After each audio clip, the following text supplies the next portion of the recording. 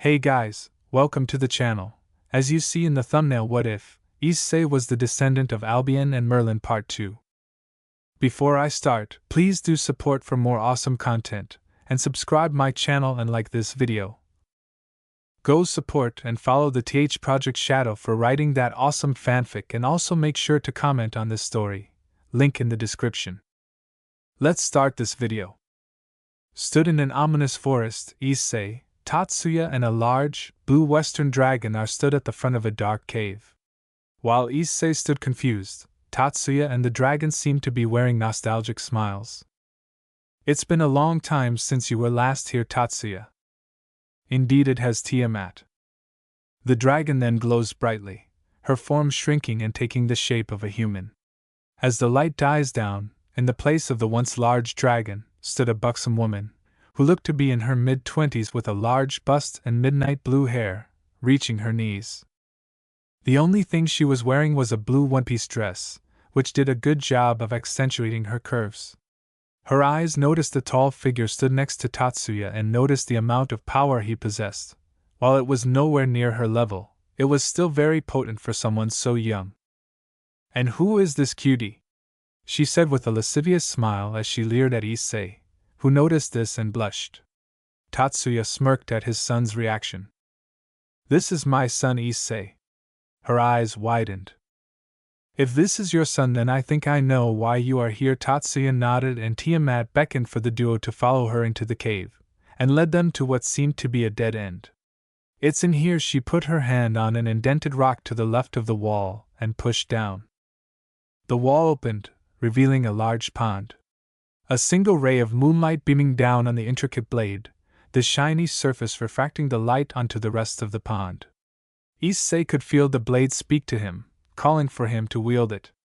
Heeding to the voice, issei stepped forwards and reached out for the handle. As he got closer, he was able to get a better look at the sword, a silver hilt covered with red spots, a large, blue blade with a silver trim, and some strange golden symbols on both sides of the blade. An FFX Caledbal guy suck at originality, tongue sticking out. Issei stepped up to the side of the pond and reached out towards the sword. After grabbing the hilt, his eyes widened in shock at the weight of the sword, or lack thereof. Even though it was a large blade jutting out of the small hilt, it felt like it had no weight. "Issei, this is Caledbal. It was a gift to our ancestors from the Greek god of forges, Hephaestus. Created from the fang and scales of Albion," Tatsuya explained. "It looks really heavy, but it's so light," issei said, confused as he gave the sword a few test swings. Tiamat decided to clarify. "That's because only Albion's kin can wield the sword. If anyone else were to try and hold it, the weight would be too much for them to handle, no matter who they are. Now all you need to do is synchronize your energy with Caledbal. Then you will be able to summon it whenever you want without having to carry it around." Issei did as Tiamat said and focused his energy onto the blade, unintentionally summoning divine dividing, much to the surprise of Tiamat. "It's done. It feels like I have a part of my body back," Albion said aloud. Tiamat's reaction was exactly the same as Tannen's, surprised that Albion's descendant wielded Albion. After breaking out her musings, she turned to Tatsuya. "I can only assume you came here for more than just the sword, seeing as you could have retrieved it at any time in the past." Tatsuya smirked at her question. "Still as sharp as ever, I see. You are right. I want to ask a favor of you," though she already knew what he was going to ask. She decided to humor him. "What might that be?" "He has been training with Tannen for the past 7 years, but we both agree that he hasn't been making as much progress this year as he has previously. So we both think it would be a good idea if you could help train him. I would really appreciate it." Tiamat nodded and walked to issei as he allowed Caledbal to float back to the pond. "Issei-kun, we are going to test your skills with the sword." "Hi," issei replied. They then left the cave, into an open part of the forest. Tatsuya was stood a good distance away from the two, and Tiamat had summoned a long sword that was almost as big as issei. "Issei-kun, call for the sword," he nodded in response. Issei raised his right hand in the air and shouted as loud as he could, "Caledbal." With the call, a bright glow surrounded his hand, and after it died down, Issei was holding Caledbal. It worked, he said in amazement. Well done, Issei-kun. Now then, let's begin. She then charged forward, her sword raised above her head. When she reached Issei, she swung the sword in a downwards motion and Issei raised Caledbal to block, and as they clashed, Issei was pushed back. Tiamat continued applying pressure against Caledbal, slowly pushing Issei back. Issei, focus your power into Caledbal. Issei did as Albion instructed and was surprised when both swords glowed briefly. He was even more surprised when he was suddenly able to push Tiamat away. It's as I thought. Caledbal has a similar power to my own, dividing. While I divide power and give it to my host, the sword can divide the properties of other weapons and apply them to itself. Issei's eyes widened. So what properties did Tiamat-san's sword have? There's nothing special about it, it's a regular sword. Perhaps you divided the weight of the sword? While Issei was distracted by talking with Albion, Tiamat had already begun charging at Issei and was prepared for another strike. He didn't notice until Tiamat was right next to him, and by then he didn't have enough time to raise his sword to block the swipe, so instead he jumped to the right to dodge the oncoming blade. After recovering, he went on the offensive and flew towards Tiamat with the wings of Divine Dividing active, and sent a diagonal slash towards Tiamat's torso. Tiamat easily parried Issei's strike and struck him while he was unbalanced, knocking him to the ground. That's enough.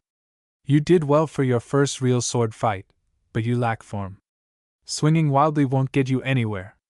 I will teach you how to use a sword, and how to use Caledbal to its full potential. Thank you, Tiamat-san, he said with a bow as he dismissed Caledbal. I'll see you tomorrow. Goodbye, she said, waving as Issei and Tatsuya left the forest through a portal. Dragon Territory Underworld. The next day saw Issei stood in a field watching Tiamat, who was stood in front of a large boulder. Watch carefully, Issei. I will only show you this once. Issei nodded. Tiamat picked up one of the wooden bokkens and pointed it towards the boulder. The first part of your training will be to make a clean cut through a boulder like this. She shot forward and swung the sword, appearing on the other side as the two halves slide apart and collapse onto the floor. Use just the bokken, no magic, not even to make it stronger. When you have a clean cut, tell me and we will continue your training. Hi. Time skip 1 month. Hayada Residence, Kyoto. It was currently midnight. Issei had been unable to sleep because of a nightmare. It was the anniversary of the death of Shuri and Akino, so he always had trouble sleeping at this time of year. Nightmares again, Issei? Hitomi asked worriedly. He just nodded in response. Issei, you need to let it go. It wasn't your fault that they died. You're wrong. I promised him that I would protect them, and I failed. Hitomi sighed. Issei, I'm sorry. Issei looked confused as his mother put her hands on his temples. Issei's eyes turned hollow and he collapsed to the floor. Albion, I sealed his memories of Akino, and of that night. Please don't tell him about it, it's for his own good. I understand, but if he starts asking questions about it, I won't keep anything from him. Hitomi just nodded and carried Issei to his bed. Time skipped 2 years. Issei was now 17 years old, standing at 6 feet 2 inches. Instead of the normally brown hair, lay a disheveled mound of silver hair atop his head, due to an accident while he was attempting to create a subspecies balance breaker for Divine Dividing. Issei was sat in his favorite spot after training, in the field to the west of the training ground, relaxing under a tree next to a pile of dragon apples. As he was slowly drifting to sleep, he sensed multiple demonic energies coming his way. Only one was familiar to him. Mina-chan? Why is she coming here? The girl known as Minerva was Issei's girlfriend. She had approached him a few months ago and asked him on a date, which he accepted after being pushed by Tannen.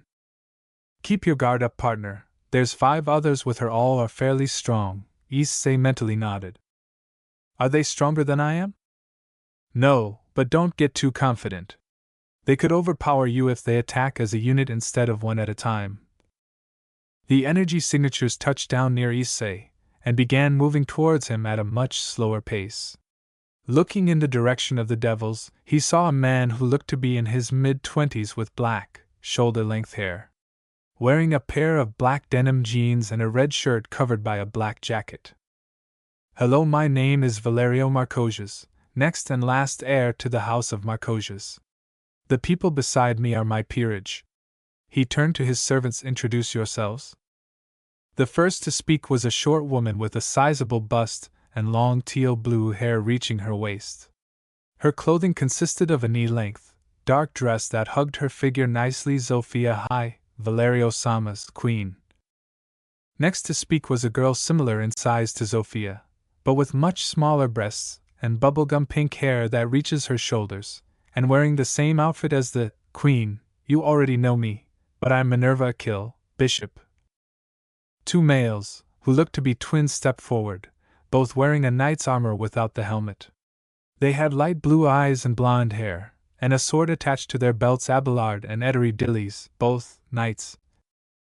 The final was a tall man with a muscular build, wearing a white martial arts uniform with a red bandana. "I'm the Rook, Oz Ulrich."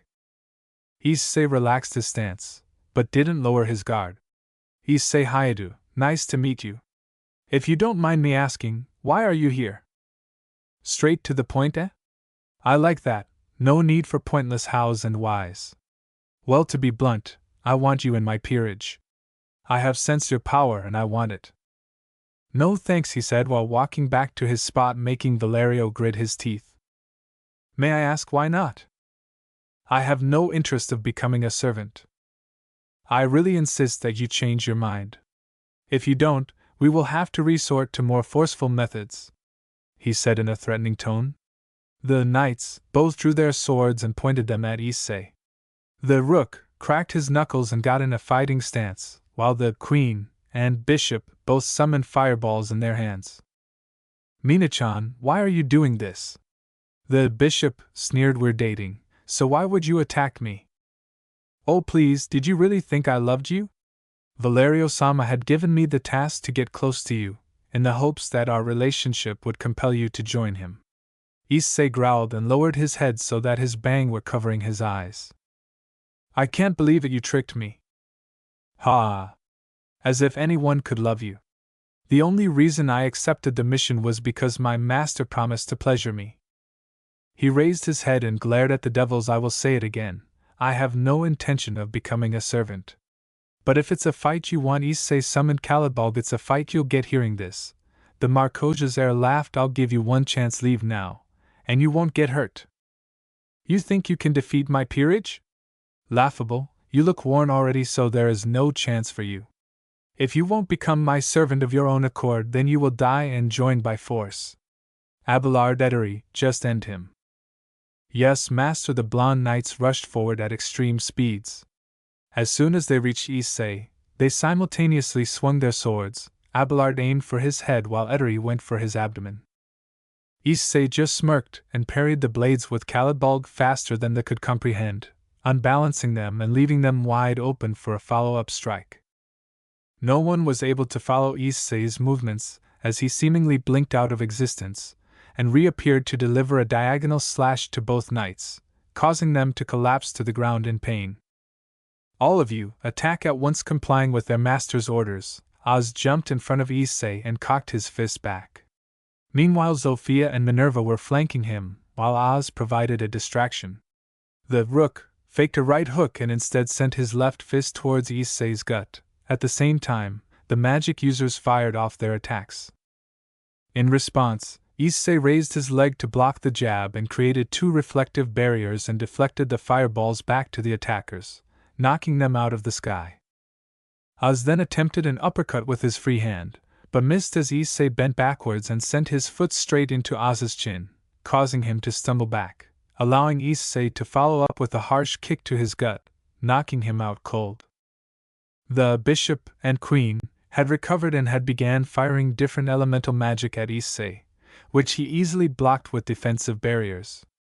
The knights were able to walk again and attempted to take advantage of his distracted state. Noticing this, Zofia and Minerva poured a lot more power into their next attacks, hoping to overpower him long enough for the knights to get a good hit on him. The knights and magic blasts were both rapidly closing in on issei. However, as soon as they were about to hit, he jumped away at the last second, sending Abelard and Etteri head first into the attacks, leaving no trace of the twin swordsmen. Shocked by the death of their comrades, they failed to notice issei approaching them from behind. By the time they noticed that they were in danger, issei had already charged his attack and fired it as soon as they turned to face him. The two were sent crashing to the ground, leaving a large crater where they landed. The Marcoja's heir was seething with rage. One man had single-handedly defeated his entire peerage. "You will pay for this." He released his devil wings and charged at issei. Seeing this, he did the same with divine dividing, and flew forwards with his right hand cocked back. When the two were within arm's reach of each other, issei sent his left hand upwards, striking Valerio in the solar plexus, then blasted him with a huge fireball, sending the devil hurtling to the ground. Issei landed next to the crater and dismissed his sacred gear. "I gave you a chance to leave, but you didn't listen. Your knights are dead, and your remaining pieces are barely conscious. So take them, leave, and never return." After his speech, issei started walking off towards the trees. His now conscious peerage were pulling themselves from the ground as they watched their king explode with rage and create a large ball of darkness between his hands. "Die!" he screamed as he fired the attack at issei, whose eyes widened at the size of the attack. Thinking quickly, he shot his magic bomb in an attempt to push Valerio's attack back. As both sides were increasing the pressure of the attacks, it became quickly obvious that there would be no victor in the battle, so issei activated divine dividing. Divide. As the voice called out of the sacred gear, Oz collapsed again as he felt his power leave him. With the extra power, he sent a huge burst of magic power down the line, easily overpowering Valerio's attack and sending them towards him. The remaining members of his peerage could only watch on in horror as their king was completely obliterated, leaving no trace of the late Marcoja's heir. Issei activated his balance breaker and flew towards Tannen's cave to speak to him about the fight. Stepping in the cave, he saw Tannen and Tiamat conversing. "Tannen-sensei, Tiamat-sensei, I want to return to the human world for a while." Both dragons were confused by this. "Why, did something happen?" Tiamat asked, concerned. "No matter where I am, trouble follows, so I want to try and live a normal life for as long as I can. Maybe go to a real school and make some friends my age." They both smiled at hearing this. "Very well, just remember you are always welcome here, and if you ever need anything, just ask," Tannen said. "Thank you both for all your help. If it wasn't for you, I wouldn't be as strong as I am now. Don't worry about your things, I will send them to your parents' house." "Hi, I'll leave tomorrow morning then." Tannen and Tiamat both waved as issei left the cave. Although issei didn't how it, he was hurting badly inside. Minerva's words had wounded him, and all Albion could do was offer word of comfort. Hayate Residence, Kyoto. The next morning, issei appeared in the dining room where his parents were eating. Neither of them seemed surprised to see him. "Tatsuya was the first to speak. Don't worry about explaining, Tannen told us everything. I have already found a good school for you to go to, it's back in our hometown." Issei's eyes lightened when she said this. "Cool? I haven't been there in years, so I would love to go back there, but won't that be a problem? We're in Kyoto, which is quite a ways away from Ko, and we can't move cause of your jobs." His parents smiled. "You're right, we can't move, but you can," Hitomi said, confusing issei. "What do you mean?" "We have found a nice little apartment in Ko. It's not too expensive, and we'll be sending you an allowance each month for food and other necessities." Issei smiled and hugged them both. "Thank you, Okasan and Ota-san." They were all too eager to return the embrace. "You'll start school next Monday. We'll send everything to your apartment, so don't worry about anything." "I'm quite surprised actually. What made you decide this all of a sudden?" Tatsuya asked. "I expected you to do something like this much earlier on, so why do so now out of the blue?" Issei sighed. "I guess nothing gets past him. Yesterday, the last heir to the Marcosius clan, tried to recruit me into his peerage. However, because I denied he tried using force and ended up dead, I'm afraid that the last of the Marcosius clan will send out a warrant for my death. Issei's parents looked worried after hearing this. I suppose you're right. It's a lot safer up here than down in the underworld, Hitomi said before she could continue. Tatsuya interrupted. We can get the details some other time. For now, Issei, you should get ready for when you move to Ko. Issei nodded and began packing. You do know that Ko had been claimed by the devils, right? It doesn't matter, that should only apply to those in the 3 factions. I honestly don't see why they feel like they have the right to claim our cities. He should have no problem. The devils won't get very far if they try anything, she nodded. In the next few days, Issei had moved to Ko and had settled into his new apartment. In one more day, Issei would begin his first day of school at Ko Academy. However, no matter what power he might possess, nothing could prepare him for his first day of high shu. Why did I have to buy the most irritating alarm they had? After tossing out the remains of his now broken alarm clock, Issei went to the bathroom to get ready for his first day of school. After a quick shower, Issei emerged in the male variant Ko Academy uniform consisting of a black blazer with white accents over a white, long-sleeved button-down shirt with vertical linings, a black ribbon on the collar, matching black pants, and brown dress shoes. His hair was still a disheveled mess, but it wasn't as bad as when he first woke up. Ready for his first ever day of school, he went into his kitchen to prepare his breakfast and lunch. Time skip. After a rather large breakfast, Issei was on his way to Ko Academy. Along the way he was able to see many others sporting the same uniform as him, though some were wearing the female version consisting of a white long-sleeved, button-down shirt with vertical linings, a black ribbon on the collar, a black shoulder cape and matching button-down corset, and a magenta skirt with white accents. As they saw Issei enter through the front gates, the students all broke into a fit of whispers, but Issei's enhanced hearing allowed him to hear what was being said. Suffice to say, the reactions were mixed. The girls were mostly saying, "Who's that guy? A new student, maybe? Kaya, he's so cute. Do you think he has a girlfriend?" The boys, however, "Who the hell is that? Another damn Bishonen here to steal all of the girls. Die, pretty boy." Issei's sweat dropped at hearing some of the threats. Damn, are all schools like this? He breathed a sigh and began walking to his classroom. Hey Albion, do you feel that? If you mean the devils in this school, then yes. Looks like Ka-san was right. The devils have claimed the city. I doubt they'll try anything. They all seem pretty weak, especially compared to the Marcosius boy, and you beat him even after a day of training with Tiamat. Yeah, but still, I'd rather avoid conflict for now. Issei sighed. They're watching me, aren't they? Afraid so, partner. I thought you put a seal on me to hide my power? Yes, I did, but you still leak draconic energy. They can probably sense it. Damn, oh well, for now I'll just act oblivious to the supernatural. And if they do decide to provoke you? We'll cross that bridge when we come to it. Very well. During his conversation with Albion, Issei had already arrived at the door to his classroom. He shook his head to clear his thoughts and knocked on the door. After a few seconds, it was opened by a man clad in a gray suit. He looked at Issei confused until he widened his eyes in realization and gestured for Issei to follow him inside.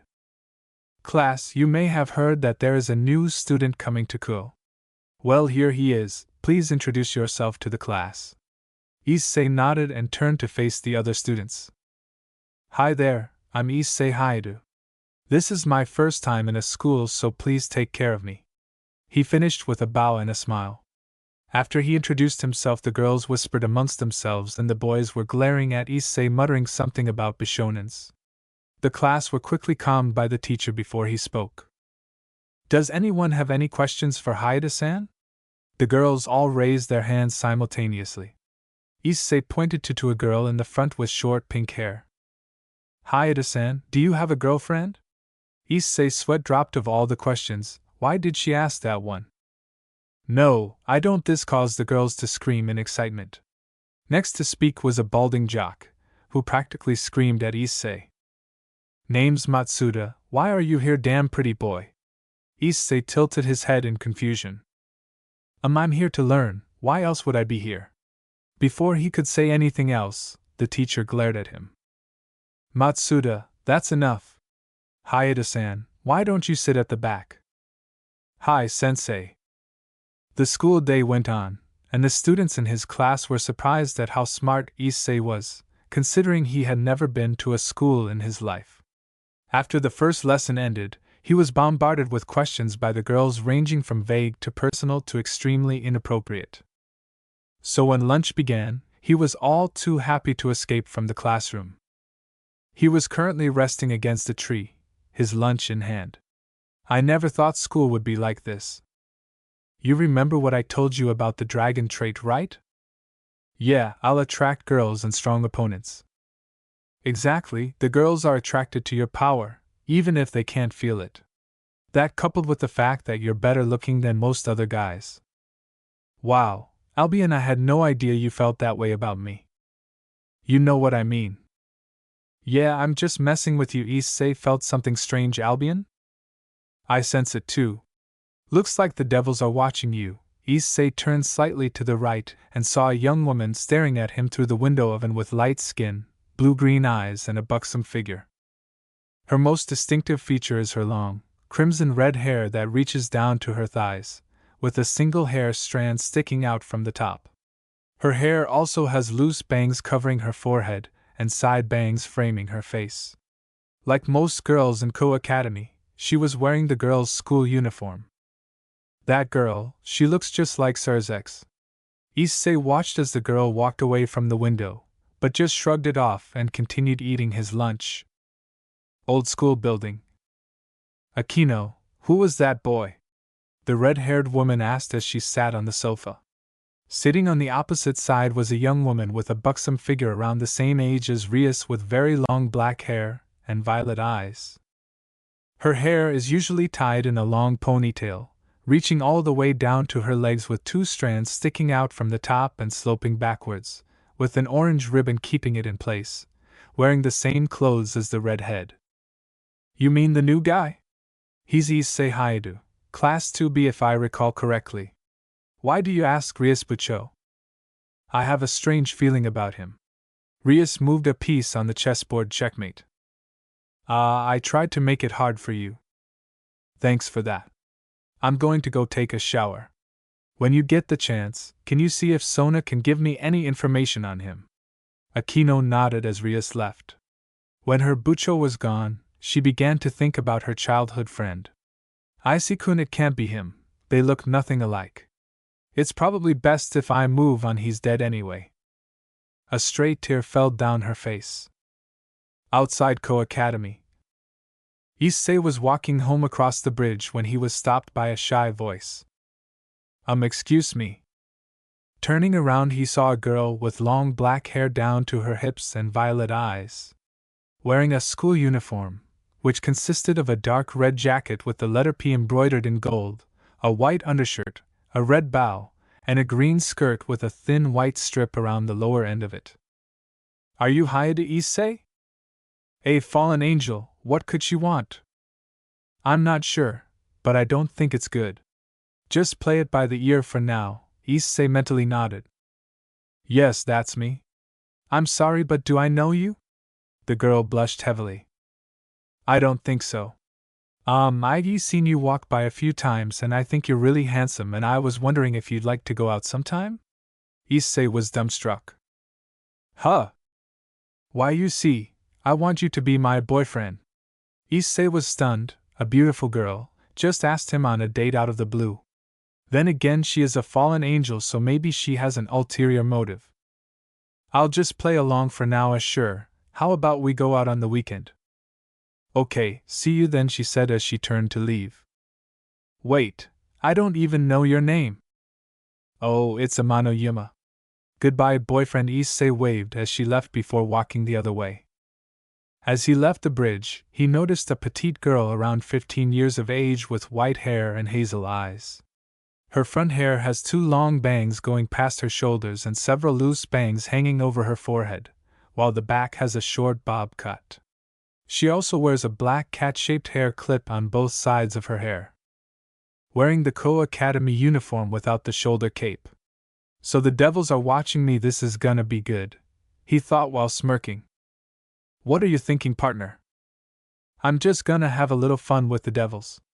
What are the chances that the fallen angel really wants to go out with me? A very low chance. May as well have some fun with her then, huh? Just make sure you're careful, partner. Issei nodded and made his way home. Occult Research Club. So the fallen angel has a date with Haida this Sunday. Give him a flyer, the rest lies with him. Rias said, good work, Kaneko. Kaneko nodded and resumed eating her sweets. Time skipped Sunday. Issei was stood outside the shopping center, waiting for Yuma to turn up. Issei sighed and looked at his watch. Geez, she sure is taking a while. He was interrupted from his musing when a girl in a cosplay outfit walked up to Issei. Demonic energy, a familiar maybe. She handed Issei a flyer, winked and walked off. Your wish will be granted. Issei blinked twice before smirking. So that's their plan, eh? Give me a summoning circle and let the fallen kill me? What'll you do, partner? It's a surprise. While he was talking to Albion, he was barely able to notice Yuma walk beside him. Her eyes narrowed when she saw the flyer in his hands. So the devils are watching him too. I must destroy that flyer. Hey Yuma-chan, her scowl quickly turned into a smile, albeit a fake one. Hey Issei-kun, have you been waiting long? Nah, I've only been here for 5 minutes. He took one last look at the flyer before turning back to Yuma. Shall we go then? Yuma nodded, but before they left she asked a question. Hey Issei-kun, what was that piece of paper you were holding? Issei smiled and pulled the flyer out of his pocket. Oh, this? It's an advertisement, I think. Although I don't think I've ever seen this symbol around here before. Yuma was panicking. This could be bad. If he uses that flyer, he won't be a potential threat, he'll be a real threat. What are you going to do with it? Issei turned to her with a curious look. I think I'll just trash it. Yuma breathed a sigh of relief. You alright there? You look relieved or something. And no, I'm fine, Issei-kun. Issei smirked, which went unnoticed by Yuma. It seems we were right, Albion. She wants me dead for some reason. Well, let's go, she said before pulling Issei along. But before they went anywhere, however, Issei crumpled up the flyer and threw it away. Occult Research Club. Rias visibly tensed and clutched her chest. This didn't go unnoticed by the rest of her peerage. Butcho at the call, Rias turned to her. Queen, is everything all right? She shook her head in response. The flyer was destroyed. The other people in the room widened their eyes. What do we do now? Aquino asked. Rias bit her thumbnail and looked into space. I won't let him die. I'll have to follow them for now. She turned to Aquino. Can you take care of things here? Yes, Butcho. Rias then left to follow Issei and Yuma. Park. Issei and Yuma were nearing the end of their date. It was currently sunset, and the two were making their way to the fountain. At least this snorefest is finally over. Oh well, at least I can kill him now. Yuma ran in front of Issei. Well, here it comes. If she's gonna kill me, now's her best chance. He narrowed his eyes as he felt a familiar demonic presence nearby. So she followed us, eh? Well, it's time to put the plan into action. I really enjoyed our time together, Issei-kun, she said, walking slowly in Issei's direction. Me too, Yuma-chan. To commemorate this special occasion, can you do something for me? Here it comes. Sure thing. She walked right up to him and leaned in close to whisper in his ear. Will you die for me? Phase 1 commence, Issei thought to himself. He put on a shocked expression and backed away slowly. What did you say? I said, will you die for me? As she repeated the statement, a pair of black wings sprouted from her back. It's been fun, toying with your naive little mind. The date was so boring, it only makes this moment all the more pleasing. As she began creating a spear of light, Issei was searching for the devil's energy signature. Typical, not even moving an inch. She plans to sit there and watch me die. No matter, on to phase 2. Issei then sprinted into the forest before Yuma could throw the spear. However, she quickly gave chase. Ria's POV. I watched as Issei ran straight into the forest, with the fallen angel right behind him. I quickly decided to give chase, or else I might not make it in time. By the time I had arrived, Issei was on the floor in a pile of his own blood with a large in his gut. There was no sign of the fallen angel anywhere save for a few feathers, but they probably fell off of her wings when she left. It looks like you're dying. You're wound, how interesting. Issei's eyes closed and his hand fell to the side of his body. Lifeless, live for me from now on. I summoned my pawn pieces and placed one above his chest, but there was no reaction. I placed another but still nothing, so I placed more on until something happened. The pieces reacted. He's worth 8 pawns? I order, in my name Rias Gremry. You, Issei Hayadu. I resurrect you back to this soil as my servant, and before I could finish the chant, something unexpected happened. His body was disappearing. In just a few seconds, his body was gone. Issei Hayadu was dead for good, and it was my fault. After collecting my pawn pieces off of the floor, I created a magic circle and went back to the clubroom. Bucho, how's the new pawn?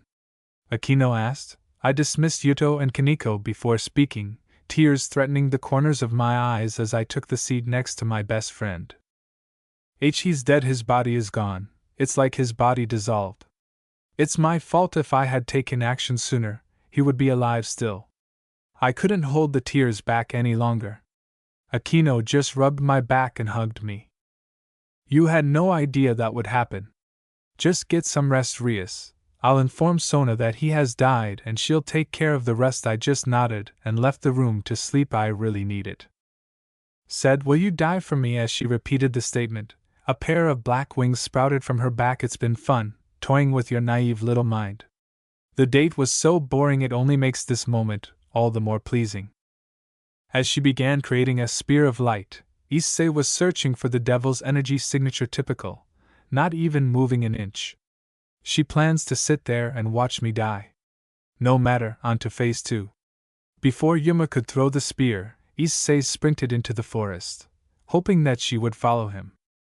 After putting some distance between them, he created a clone of himself using illusion magic, and sent it away while he hid behind a tree.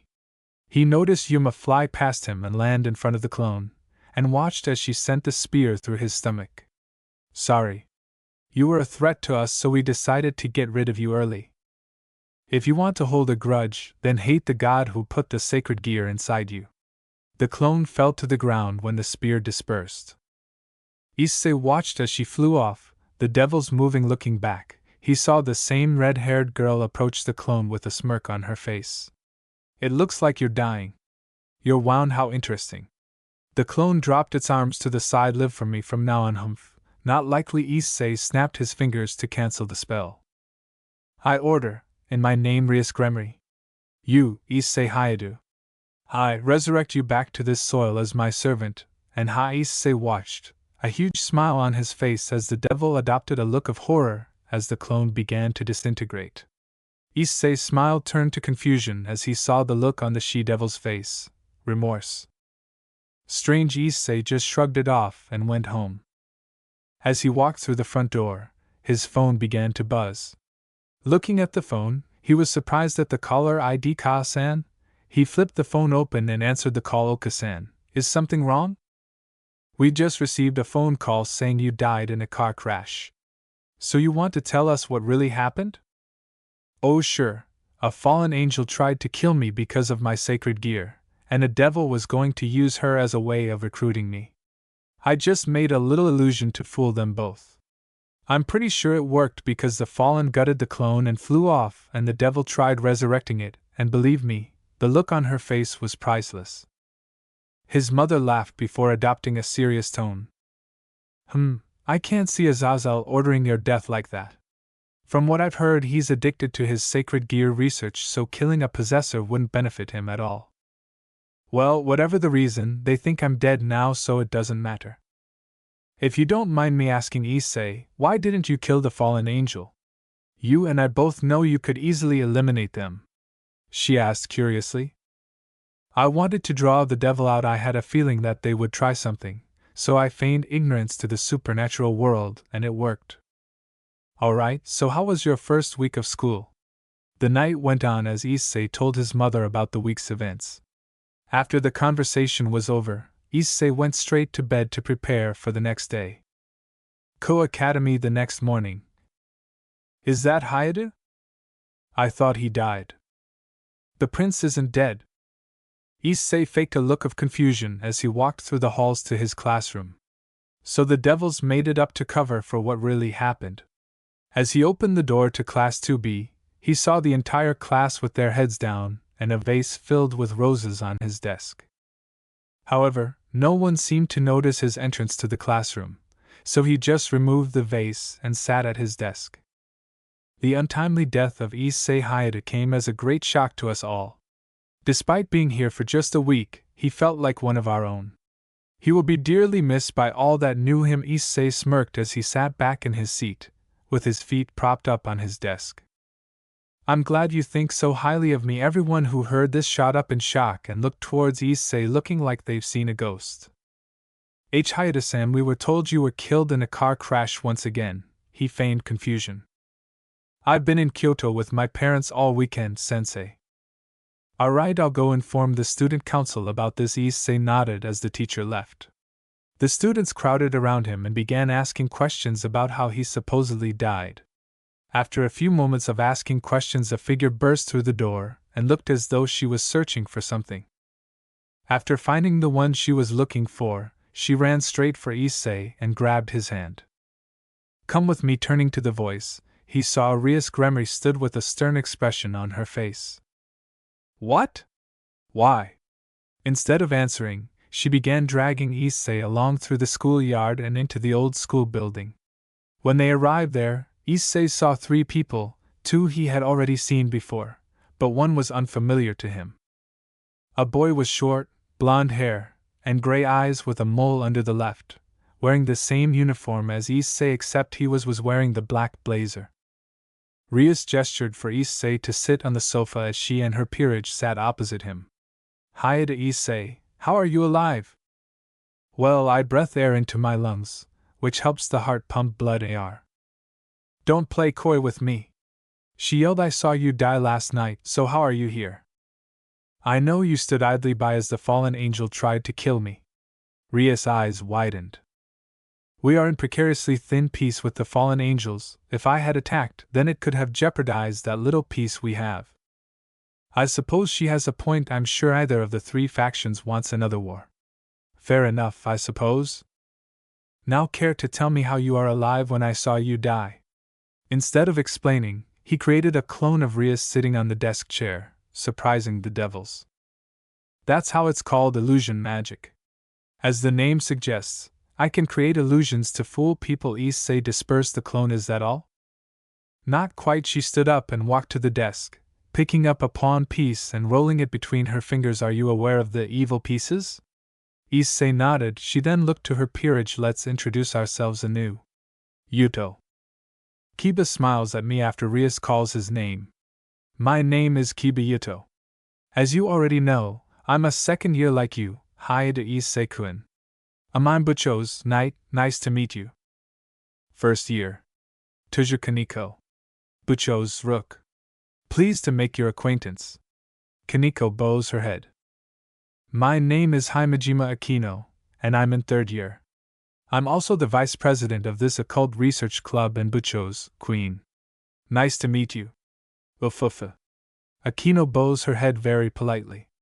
Issei feels a twinge of pain when he looked at Akino, who barely noticed it.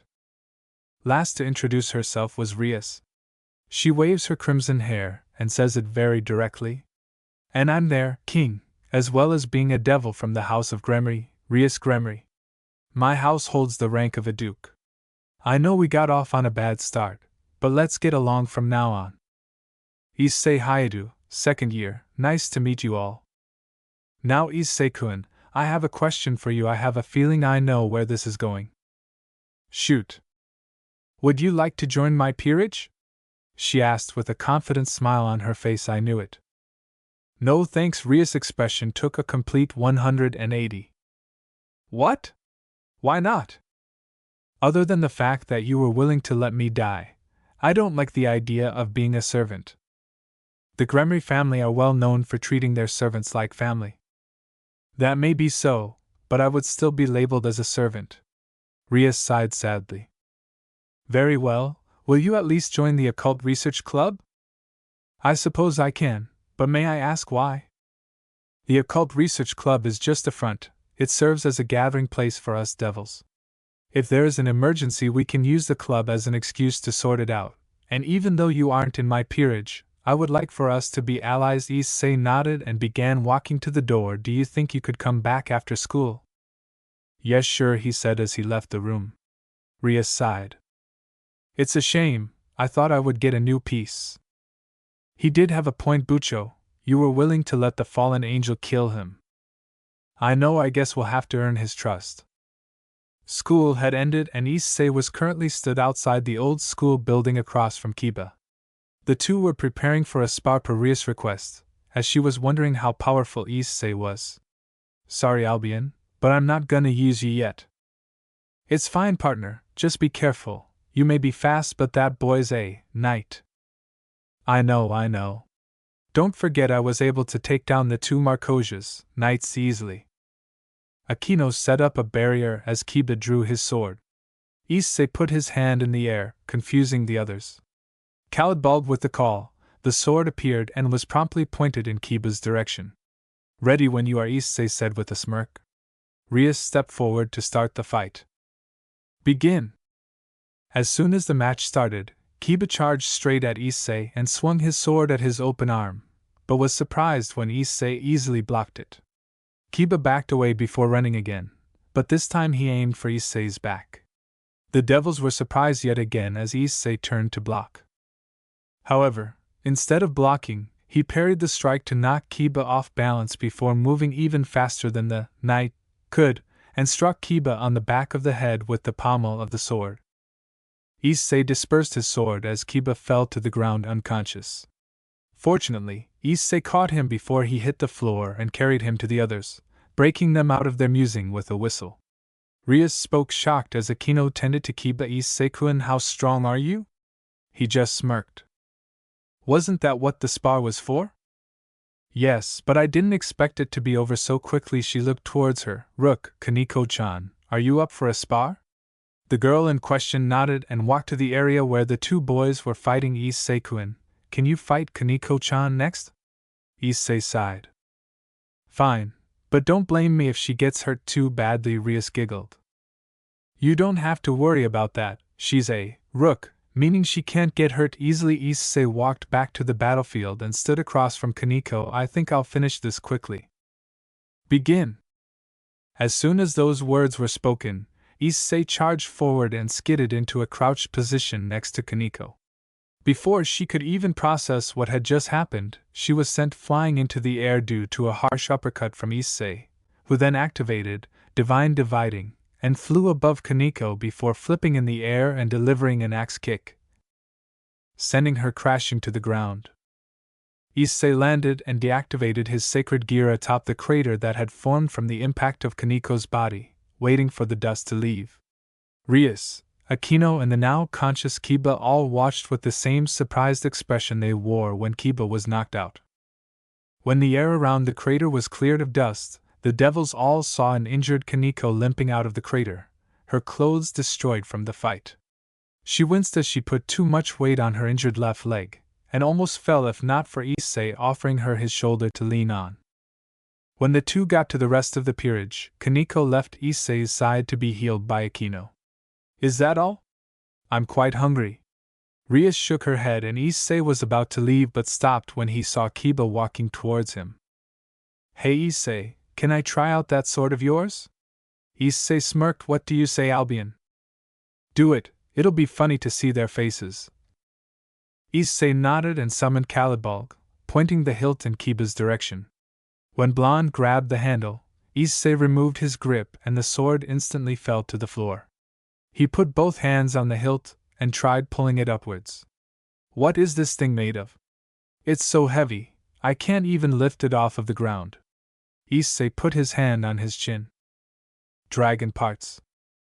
Is that why it's so heavy? Issei rose an eyebrow in mock confusion and lifted the sword up with one hand. To add insult to injury, he balanced the sword on one finger, much to the surprise of Kiba. Issei planted the sword in the ground when Kaneko stepped up, but no matter how hard she tried, it wouldn't move an inch. Issei snapped his fingers. Oh right, I should probably tell you that this sword can only be wielded by my kin. If anyone else tries, well, you've seen the result. Kiba and Kaneko glared at Issei as he was finding it hard to contain his laughter at the sight of a girl only a head taller than the sword, trying as hard as she can to pull it out of the ground. If that's the case, then who are your ancestors? Issei looked to Rias when she asked the question. I can't say. If that's all, I'll be going now. Park. Instead of cooking for himself, Issei had decided to eat out before going home. He had decided to take a shortcut through the park where Yuma Amano tried to kill him. As he was walking home, he could feel someone watching him. Turning around, he saw a man in a suit glaring at him, releasing a lot of killing intent. The man began to walk closer to him, but Issei shrugged it off and carried on walking home. Before he got far, the same man stepped out from the trees and blocked his path. This is rare. To meet someone like you in a place like this. The man was sporting a sadistic grin, but his eyes widened when he saw the boy in front of him. Rainier will have some explaining to do when I get back. She was supposed to kill you, yet you are alive, so I can only assume that you have been turned into a devil. Afraid not, fallen angel, she just failed to kill the real me. It doesn't matter what you are, you will die here. He released his wings and flew into the air, creating a blue light spear between his hands. My name is Donasik, and you will die by my hand. With that declaration, he threw the spear at Issei, who stood still with a smirk on his face. Just as the spear was about to hit him, he dodged to the side and grabbed the spear. Then, faster than Donasik could see, Issei ran behind him and drove the spear through the fallen angel's gut. Not nice, is it, being on the receiving end? The fallen angel grunted in pain as he dispersed the spear and jumped away from Issei. Damn brat, I'm not gonna die here. I'll be back, but next time I'll be bringing a few friends. He flapped his wings to leave, but he was stopped when Issei appeared behind him and gripped his wings tightly. I'm letting you live this time, but try it again and you won't be so lucky. Donasik flew off as soon as his wings were released. Issei yawned and turned around to wave at Rias, who had arrived just as Issei had stabbed the fallen angel. Instead of speaking to her, Issei left through a portal to his house and went straight to bed. He fell asleep as soon as his head hit the pillow, missing the red magic circle that appeared in his room. Issei's apartment. It was early in the morning. Light was bleeding in through a gap in the curtains. Rias' memory was beginning to stir as the light struck her eyelids. After yawning and rubbing her eyes, she became quickly aware of the fact that she was unable to move due to the death hug of the boy that was sound asleep next to her. A deep crimson blush formed on her face as she felt the firm grip he had on her rear. She was even more surprised when she saw that she was hugging his head into her breasts, but instead of letting go, she just pulled him in tighter. After feeling the shift in his bed, Issei started to wake up. Strange, I don't remember my bed being so soft. He could hear Albion chuckling in his head, but just shrugged it off. When he opened his eyes, he was greeted by a pair of large breasts, and fell off of the bed after jumping back in shock. Looking up from the floor, he saw Rias Gremory staring at him with a smirk on her face. What are you doing in my apartment? Well, I came here to talk with you about that fallen angel that attacked you last night. But by the time I arrived you were already asleep, so I decided to sleep with you, she said calmly, smirking at the growing blush on Issei's face. We can talk about it when you get dressed. Showers at the end of the hall. I'm going to go make breakfast. Rias nodded, blushing at the sight of Issei's bare chest, and looking almost disappointed when he left the room. After shaking her head to clear her thoughts, she collected her clothes and left for the shower. Rias had finished her shower, and as soon as she left the bathroom, her nose was blessed with the sweet aroma of a variety of foods, the most noticeable smells being bacon and eggs. She made her way to the kitchen area, practically drooling as she walked through the hallway. When she arrived at the kitchen, she could see issei and 2 plates, one with a lot more food than the other. "Are you sure you can eat all that?" she asked as he placed the plates on the dining table. Issei just looked at her with a raised eyebrow. "If I couldn't, do you think I would make all this food?" "I suppose not," Issei smirked. "Besides, this is actually quite small compared to most other times." Ria's eyes widened. "Itadakimasu," they both called out in unison as they started digging into the food. "So what did you want to talk about, Rias?" She looked up from her plate as she answered. "That fallen angel, you could have killed him easily, yet you let him live. Why?" "I wanted to send them a message. If they're smart, then they won't attack me again. If they do, then I won't be so merciful next time." Rias just nodded and continued eating. The two finished eating and were on their way to school when a voice broke them out of their conversation. "Why you?" When they turned around, they saw a sister who on the floor. She is spreading her arms wide open and has her face on the ground. Rias narrowed her eyes when she saw the girl on the floor. "Are you okay?" Issei asked as he approached the sister, holding out his hands so she can stand up. "You.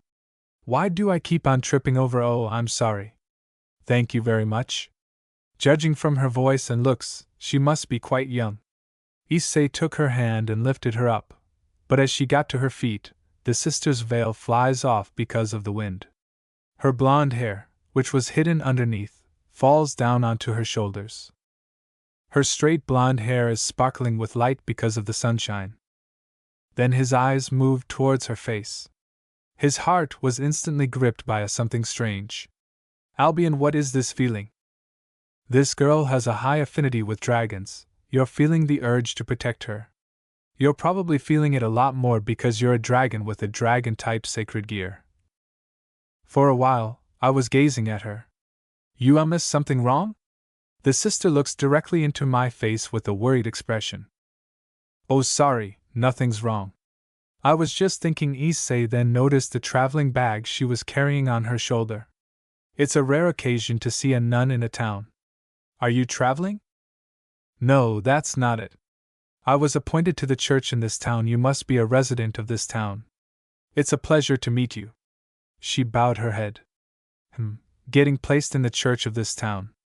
I thought it was abandoned though." Issei looked towards Rias and noticed the dark expression on her face.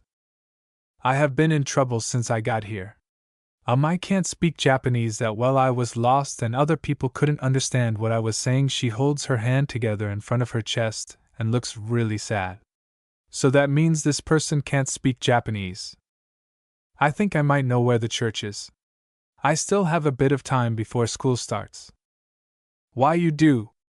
Thank you. This is all thanks to God." She smiled at Issei with tears flowing from her eyes. Out of the corner of his eye, Issei saw Rias cringe at the mention of God. "Hey Rias, why don't you goon ahead to school while I escort Asia? I know you have some important club business to attend to." Rias looked at Issei with a grateful expression and left after whispering, "Thank you, shall we go then?" Asia nodded eagerly and walked faster to catch up with Issei. On the way to the church, they went past the park. "Yueya!" The two heard the cry of a boy. "Are you alright, Yashkun?" It looked like he tripped over. The sister saw this and ran towards the boy. "Hey!" Issei also followed the sister. "Are you okay?" Boys shouldn't cry with a minor injury like this. She patted the boy's head gently. He probably didn't understand what she was saying, but the sister had a very kind expression. The sister put her palm where the boy has injured himself. The next moment shocked Issei greatly. A green light orb appears from the sister's palm and was flashing onto the boy's knee. Looking carefully, the boy's injury starts to disappear. The light from her hands seemed to be healing his injury. A sacred gear? When he looked again, the boy's injury was gone, and there wasn't even a trace left. The boy's mother was in shock.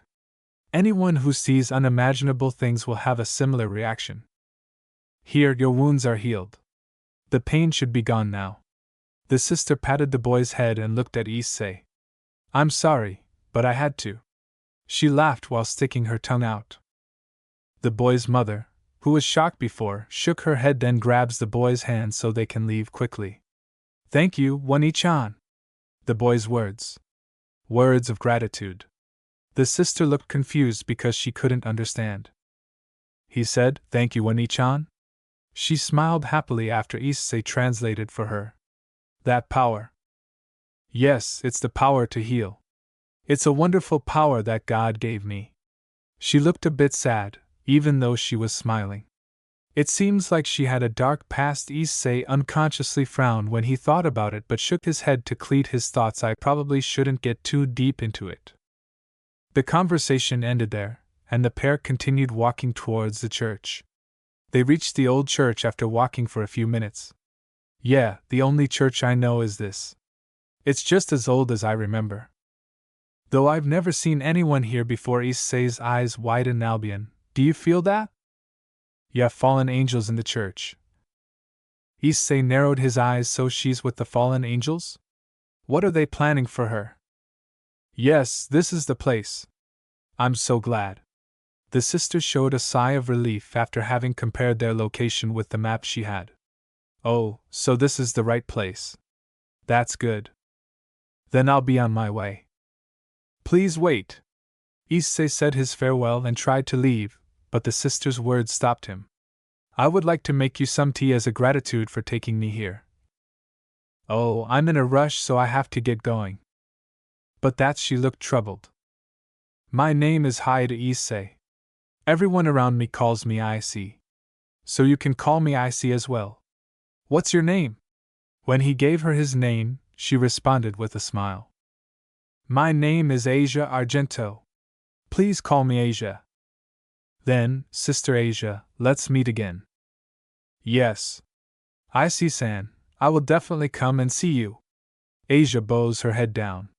He left the place after waving his hands towards her and made his way to school. Occult Research Club. You shouldn't go near the church again, Issei, Rias said sternly. What, why not? To us devils, the church is an enemy's territory. To you, it's also enemy territory. The fallen angels are using the church as their base of operations. While I have no doubt you can defeat a single fallen angel, a group of them might overwhelm you. What makes you say that? Well, for one thing, they can fly and you can't. Issei just smirked. Rias noticed this and looked confused. What? Instead of answering, he released his wings. Issei, you're a dragon? She asked, surprised. Yeah, now what was that you were saying about no chance against them? Still, there are 4 fallen angels and an unknown number of exorcists. You should be careful. Issei just nodded. Era, did you finish lecturing him? Aquino suddenly appeared behind Issei, smiling like usual. Aquino, did something happen? Aquino's expression changes after Rias asks her. We received an order for a hunt from the Archduke. Abandoned warehouse. Issei was unable to travel by magic circle as he was not a devil, so he met with the devils outside of the abandoned warehouse, where the stray devil was said to be. Smell of blood. Issei and Kaneko covered their noses after she says that. It became quiet. They could all feel the presence of an enemy nearby, and its intent to kill. I see, it's a good opportunity to see how we devils fight. Please don't interfere with the fight unless you have to. Today I want to explain to you the traits the servants have. Explain? The traits servants have? I may as well humor her. He feigned a confused look, and Rias continued. Devils, who are the master, give traits to those who will become their servants. Yes, I could also explain about the history of devils. Rias started to explain about the current situation of the devils. A long time ago, there was a 3-sided war between the devils, the fallen angels, and God with its angels' followers. All 3 sides had a large army, and they fought for almost eternity. As a result, all 3 sides lost most of their troops, and the war finished several hundred years ago with no side winning. This seems familiar. Oh right, the Great War. I remember him telling me about it when I learned about my heritage. Kiba continued after Rias. The devils were no exception. Big devils with peerage who commanded about 20 or 30 troops lost most of their underlings because of the war. They lost so many that they couldn't even form new armies. Aquino continued on from there. I heard that most of the pure devils passed away in that war. Even after the war, there are still problems between the devils, the fallen angels, and God. Even though the fallen angels and God's side also lost most of their troops, we are still in a position where we can't let our guard down, or else we will be in trouble. Then, Rias spoke again. Then, the devils decided to use a system to form a small group of soldiers. And that is the evil peace. Devils with peerage decide to use the traits of the humans game chess to their servant devils. It was also sarcasm, because most of the servants are devils that were reincarnated from humans. Since then, chess became a popular game in the world of the devils. We'll leave that aside. Devils who are masters are a king. In our case, that is me. From there, they created 5 special traits that consist of queen, knight, rook, bishop, and pawn. Since they couldn't make an army, they decided to have a small number of devils and give them enormous powers. This system was made in the past few hundred years, and this unexpectedly became popular amongst devils with peerage. Popular? You mean the chess rule, right? They started to compete against each other. For example, like, my knight is stronger, or no, my rook is stronger. As a result, high-class devils started to play a game like that of chess against each other using their servant devils. We call it the rating game.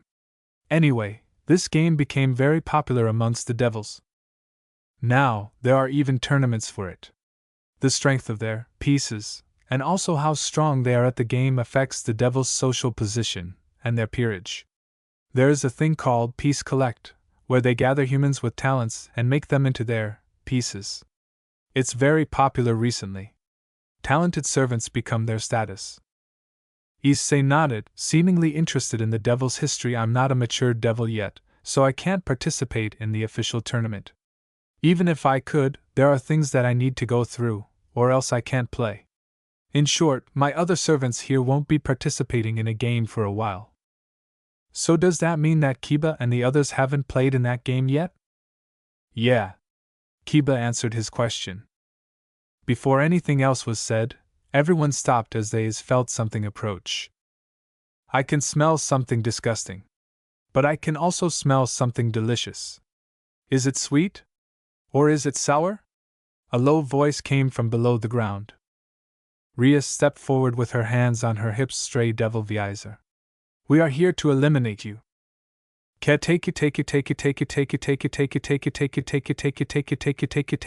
topless woman appears from the shadow. But the woman's body is floating.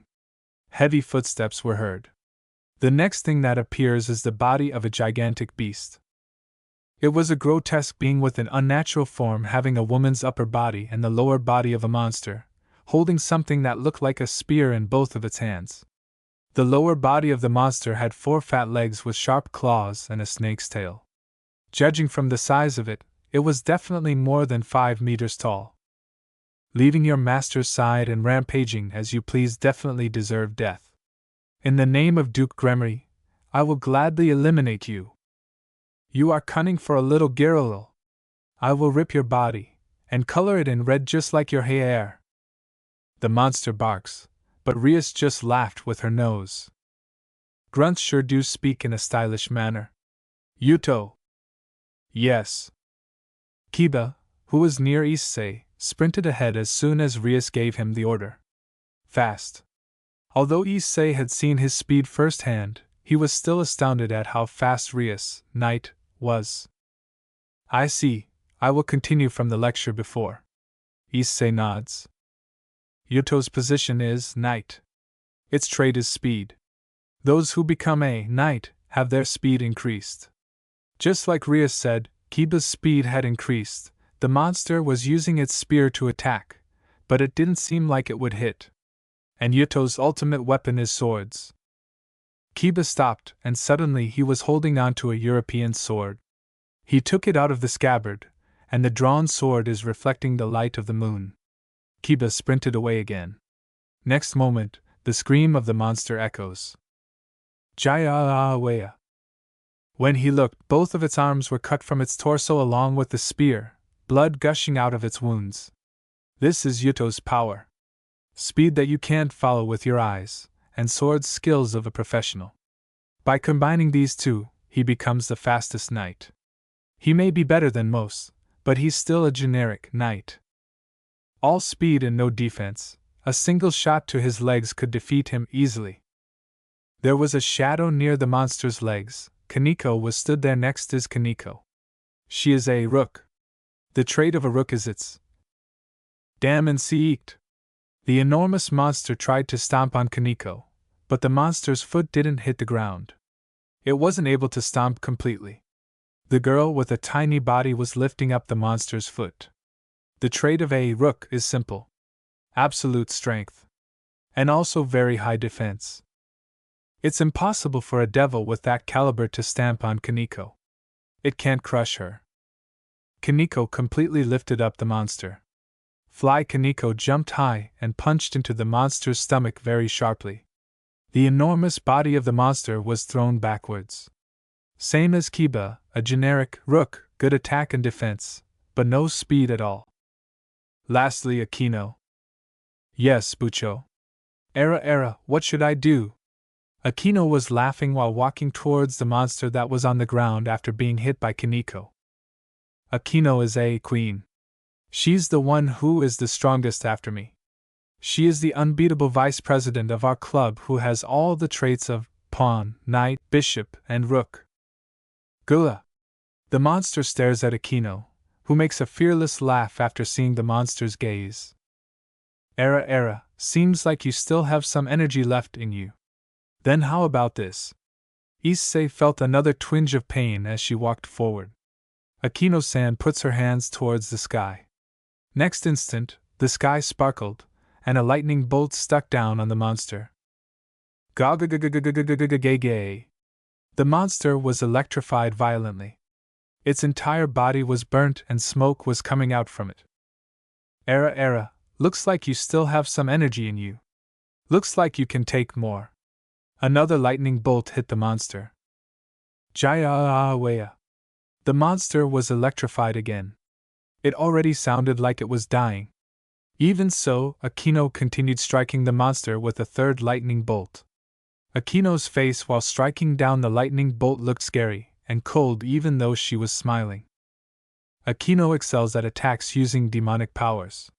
She could use natural elements like lightning, ice, and fire. And most of all, she is the ultimate sadist. Usually, she's very kind, but once the battle starts, she won't stop until she calms down. Yuff. How much of my lightning can you take? Right, Monster-san? You still can't die yet, okay? The one who finishes you off will be my master. Oh ho. The way she fights, Bishop, probably would have suited her. She doesn't use any of the other traits she has access to. For a few minutes, Akino's lightning attacks continue. After she calmed down, Rias confirms it and nods her head. Rias approaches the monster that has already lost its will to fight and put her hand towards the monster. Any last words? Rias asks coldly. The stray smirked as the red-headed devil approached and her servants lowered their guard. Now! When the stray shouted this, Rias' peerage were trapped in a sticky web-like substance, and two other strays appeared from the shadows and walked towards the trapped devils. Kikik, not so tough now, are you? The three monsters laughed maniacally. The new strays raised their claws, ready to strike down the trapped peerage before they both simultaneously screamed in pain. The teen devils all looked surprised as the two that ambushed them were sliced cleanly in half, along with the web that was trapping. Looking to the left, they noticed Issei stood against the wall with Caledbal in hand. The original stray attempted to leave before they all noticed, but Issei ran in front of it and kicked it into the middle of the room. Rias walked up to the stray and smirked. I'll ask you again, any last words? Vesa growled. Kill me. That was the only thing the monster said. Then disappear. A gigantic black mass of demonic power is shot out of Rias' palm. It was so big that it covered all of the monster's body and devoured it completely. She's using up way too much power and her control is abysmal. When the demonic power disappears, so did the monster's body. Just like she said, it disappeared, confirming it. Rias makes a sigh. It's over. Good work, everyone. Let's go back. The ORC left the warehouse and returned to the old school building, whereas issei just left for home. Issei was on his way home after the stray devil fight when he heard a scream coming from a nearby house. And Nua! Issei charged in the direction of the scream and came across a house. It smells like blood. He walked up to the door and noticed that it was open. Issei stepped inside and slowly made his way to the smell, but after hearing a crash he ran into the room.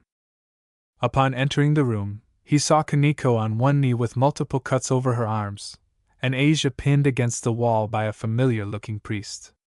Issei noticed the bruise on Asia's cheek and the tear in her clothes. Asia, everyone in the room turned to Issei. Issei-san? Issei-senpai, what are you doing here? Kaneko asked. I heard a scream, so I came to check it out.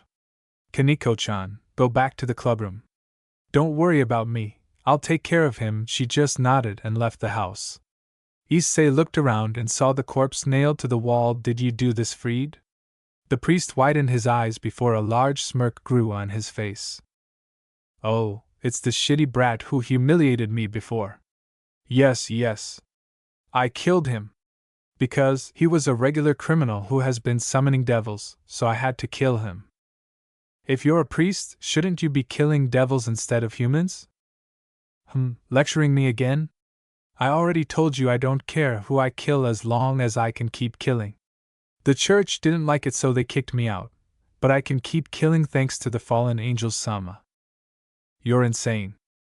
Say what you like, shitty brat. You're still going to die for what you did in Vatican City. Fried charged at Issei with his light sword, but before it could connect, a magic circle appeared. Kiba shot out and blocked the sword with his own. Hayata-kun, we came to help you, Kiba said while smiling. Era. This is awful. Priest. Akino and Kaneko appeared out of the magic circle next. Hayaho! Here's a present for a group of devils. The priest started slashing his sword. The sound of the metal echoed throughout the room. Kiba blocked the priest's attack with his sword. I'm sorry. He's one of our allies. We won't allow you to lay a finger on him. Oh. A mere devil being concerned about their comrade? What are you guys? Devil Squadron, the Devil Rangers? That's nice. I can feel the heat. I'm getting turned on. So how is it? Are you the one sticking it in, and is he the one bending? So are you guys in that sort of relationship? They were exchanging sword blows. The priest was getting cocky and sticking his tongue out while shaking his tongue and his head. Kiba had an anguished expression. What a vulgar mouth. It's hard to believe you are a priest. Oh, that's why you are a stray exorcist, right? Yeah. I'm vulgar. Sorry about that. That's because I strayed away. I was kicked out. That's why, screw the Vatican. I'm all right as long as I get to cut devils whenever I feel like it. Both of them were still exchanging their swords. Kiba had a calm expression, but his eyes had already captured his foe, but Fried was still laughing and enjoying the fight. You are the type that is the most hard to deal with. Someone who feels like they are living by cutting devils, the one who causes the most harm to us. Haoa. You know, I don't want to be told off by a devil. I'm trying to live now just like other people. I'm not in a position where pests like you can talk down to me. Even devils have rules, Akina said while smiling, but her eyes were serious, showing a sign of will to fight and hostility towards Fried. Nice. I like those passionate eyes. Wani-san, you are the best. I can feel your urge of wanting to kill me. Is this love? No. I think it's a killing intent. Superb. This is great. I love the feeling of intending to kill and getting intended to kill. Then disappear. The person who appears last through the magic circle was the crimson-haired girl, Rias. Looks like you have been looking after my cute servant and friend? Her voice was low and sounds scary. Yes, yes. I have been playing around with it. I was planning to cut their bodies all over, but I was interrupted, and it finished as a dream. A section of the furniture behind the priest was blown away by Rias as she shot a ball of demonic energy. I make sure I never forgive those who harm my servants. I especially can't forgive a lowlife like you damaging my personal possessions. Her intensity caused the atmosphere to feel frozen. Her killing intent was lurking around the room, while a crimson aura surrounded her. Bucho, there seems to be few fallen angels heading to this house. At this rate we will be at a disadvantage. Aquino detected something and informs them. Rias gives another stare at the priest. Aquino, we will return to our headquarters at once. Prepare for teleportation. Aquino nodded and began creating a magic circle. Rias looked to issei worriedly. You aren't a devil, so, unfortunately, you can't use the magic circle. I hope you make it, issei-kun. Kiba seemed to notice her worried expression and walked away from the circle. Don't worry, Bucho. I'll make sure he gets back in one piece. Rias nodded, looking relieved, and disappeared through the circle. Issei shook his head. I can make it back on my own instead of pushing. He just turned to Asia after seeing that Kiba wasn't going to relent. I'm taking Asia with me. Issei walked over to where Asia was and was about to pick her up, but before he could reach her, multiple light spears were sent in his direction. He wasn't able to dodge all of them in time, so he received a cut on his arm and stomach. I don't think so. Turning around, he saw Yuma stood with 3 other fallen angels, all with light spears in their hands. Freed, grab the girl and leave. We'll take care of the trash. The priest nodded and ran towards Asia, grabbed her and left. Asia! He tried to chase them, but was stopped by Kiba. Haida-kun, we need to escape. Issei frowned, but relented. The 2 teens escaped through the window as the fallen angels were blocking the door. Issei was now sat in the ORC room. Aquino was to his left patching up his injuries while Issei listened to Rias speak. There are 2 types of exorcists. The first are the exorcists who receive the blessing from God to perform exorcism in the name of justice. This group of exorcists borrows its power from God and angels to eliminate devils. And there is another one. Stray exorcists. Issei nodded, prompting Rias to continue. Exorcism is a holy ceremony that is performed in the name of God. But sometimes there are exorcists who starts to enjoy the act of killing devils. They are beings who have found killing devils as joy and as their purpose of life. So they get kicked out from the church without exception. Or they get erased for being found guilty. Era said so. They get killed, right? But there are those who survive. What do you think happens to those exorcists? It's simple. They go to the fallen angels. Of course, even if they get kicked out, they still see it as their job to purge devils. They just find someone else to work for. Yes. Even though fallen angels are beings that were kicked out from the heaven, they still have the power of light, the power to eliminate devils. The fallen angels also lost a lot of their comrades and their men in the previous war. That's why they started to collect servants, just like us. So the fallen angels who finds the devils a nuisance and the exorcists who wants to kill devils have the same objective, right? Yes. That's why they are called stray exorcists. So the dangerous exorcists who became addicted to devil hunts started to attack devils and the humans with connections to devils by borrowing powers from the fallen angels. The boy priest from earlier is exactly that. He's a stray exorcist who belongs to an organization with the support of the fallen angels. They are not proper exorcists, but they are still dangerous like the proper ones. No, since they have no restrictions on them, they are much harder to deal with than the actual exorcists. It's not smart to deal with them. So, the church you went to before does not belong to God but to the fallen angels. Rias, I need to save that girl, Asia. Issei-kun, she works for the fallen angels, who are trying to kill you. Saving her could cost you your life.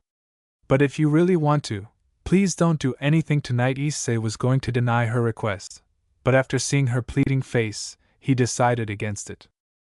Fine. Rias thanked him and dismissed the group. Issei just flew home and went straight to bed. Rather than go to school, Issei was sitting on a bench in the park, thinking of a way to save Asia from the fallen angels. During his rush to get outside, he had forgotten to eat breakfast, a fact he was reminded of by the rumbling of his stomach. "I better get some food, maybe I'll think of something after I've eaten." Issei stood up from the bench, and a flash of the color gold appears in his carefully. He could see a blonde-haired girl that looked very familiar to him. The girl also seemed to notice him, both looking extremely shocked at the meeting. "Asia? Issei-san? You. It was a strange sight to say the least, a sister, getting confused in front of the register. What would you like to order?" Not even the employee seemed to know how to handle the situation. It was lunchtime and Issei took Asia to a fast food restaurant at the business district. It seemed like Asia never been to that kind of place before, so she was having a hard time choosing her meal.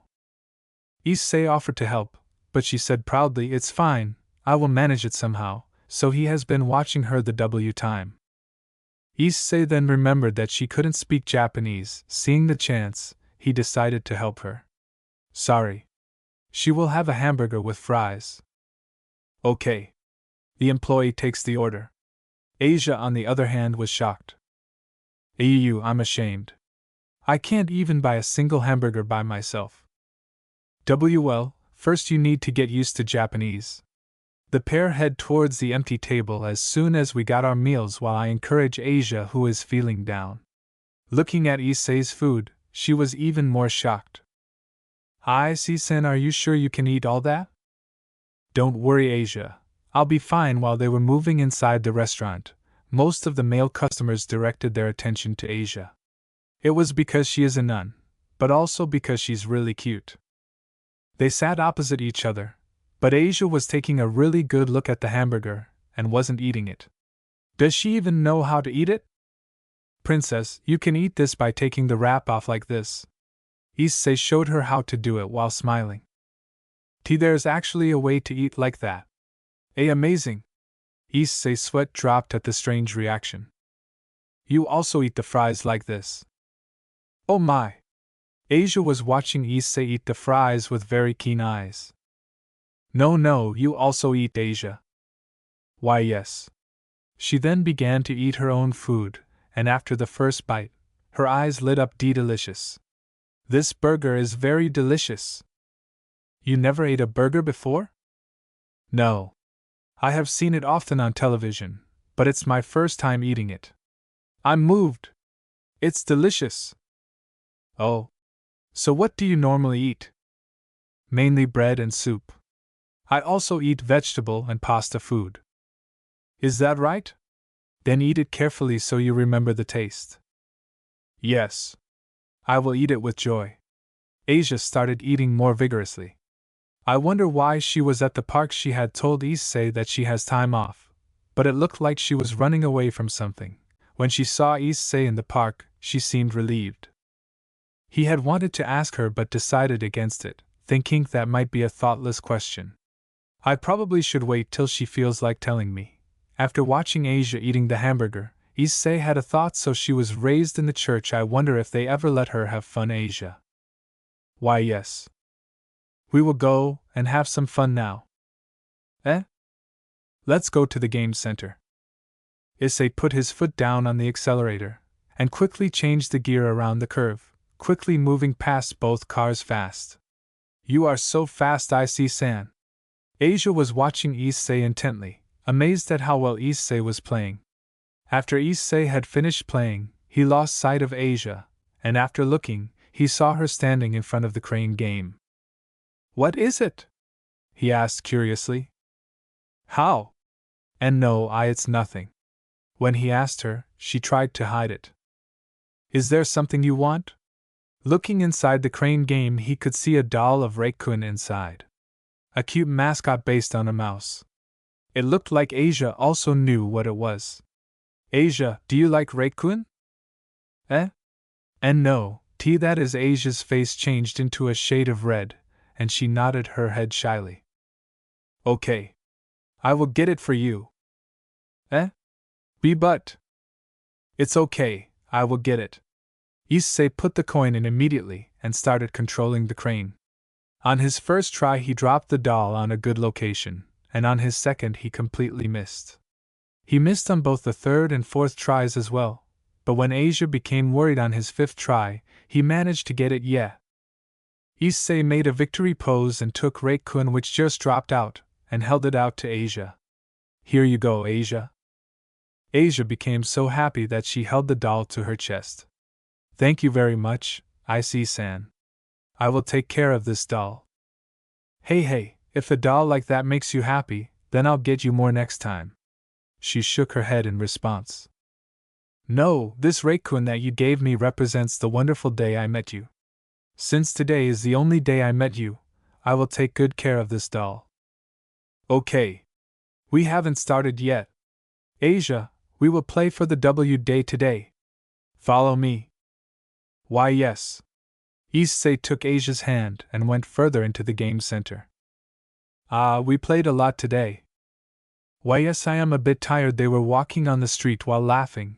The two had spent the entire day playing together, and before they realized, it was already evening. While the two were walking, Issei winced as he felt his wound begin to sting again. Oh. Asia seemed to notice and looked worried. Issei-san, are you injured? Is it from yesterday? Issei nodded. Can you please lift your shirt up? Issei looked skeptical at first, but complied nonetheless. When he lifted up his shirt, there was a visible mark on his side. Asia then placed her palm over the injury. A pair of silver rings appeared on her hands, and a warm green glow was emanating from her palms. Looking closely, he could see the cut had gone. How is it? This is amazing, Asia. I don't feel uncomfortable anymore. I don't feel any pain at all. Asia smiles happily. You are amazing, Asia. The healing power, it's an incredible power.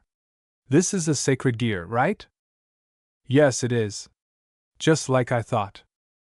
To tell you the truth, I also have a sacred gear. Asia puts on a shocked face after hearing his confession. Issei-san, you also have a sacred gear? I didn't realize it at all. Yeah, I do. But Asia, your healing power is amazing. Is it limited to humans only, or can you heal things like angels, fallen angels and devils? She put on a complicated expression, then a sad face. Soon after, a single drop of tear fell from her eyes, then more tears starts flowing out from her eyes. She then got down and began crying. Issei didn't know what to do, so he took her to a spot where they can sit. He and Asia sat on the bench on the roadside. Then, she told him a story about the girl who was once called the Holy Maiden. In a certain region in Europe, there was a girl who was discarded by her parents. She was raised in a church nearby by a nun along with other orphans. The girl, who was a strong follower of the church, received a special power at the age of 8. She healed a wounded puppy, and a person from the Catholic Church witnessed it by chance. From there on, her life changed. The girl was taken to the main Catholic Church, and she was symbolized by many as a holy maiden because of her healing power. She used her power to heal many believers, and they were told it was a power of divine protection. Rumors brought rumors, and she was respected as a holy maiden, even without her approval. She had no dissatisfaction for how she was treated. People from the church were kind, and she didn't hate healing people. She instead was happy that her power was of use. The girl was thankful to her power, which was bestowed to her by God. But she was a bit lonely. She didn't have any friends she could open up to. Everyone treated her nicely and was nice to her. But there were no one willing to become her friend. She understood why. She knew that they were looking at her power as something irregular.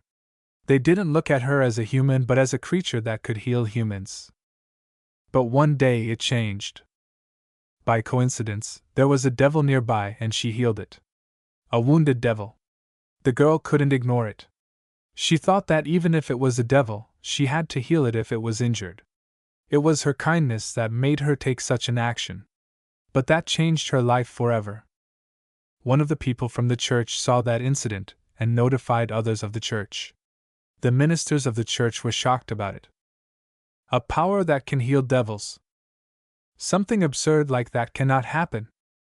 The power of healing can only heal the followers of God. Yes, there were several people who had the power to heal. But the power to heal the devil was out of the question. The people of the church thought it was common sense that the power of healing doesn't work on fallen angels and devils. Apparently, a similar incident had happened in the past. The power to heal fallen angels and devils that were not protected by God. But that was feared as the power of a witch. So the people saw her as a heretic. Damn witch that heals devils. The girl who was respected as a holy maiden was then feared as a witch, and the Catholic Church abandoned her. She didn't have anywhere to go, and the organization of stray exorcists picked her up. In other words, she had to get divine protection from the fallen angels. But the girl never forgot to pray to God. She also never forgot to thank God.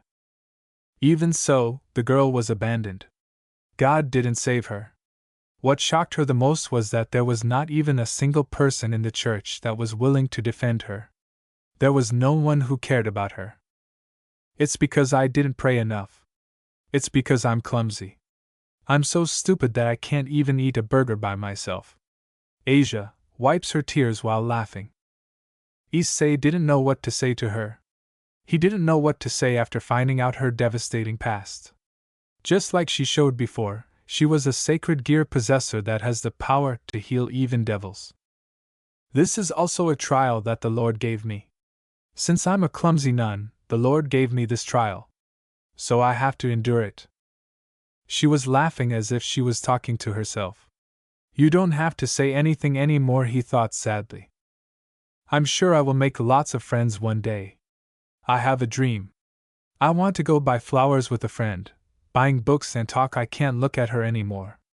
She must have been enduring it the W time.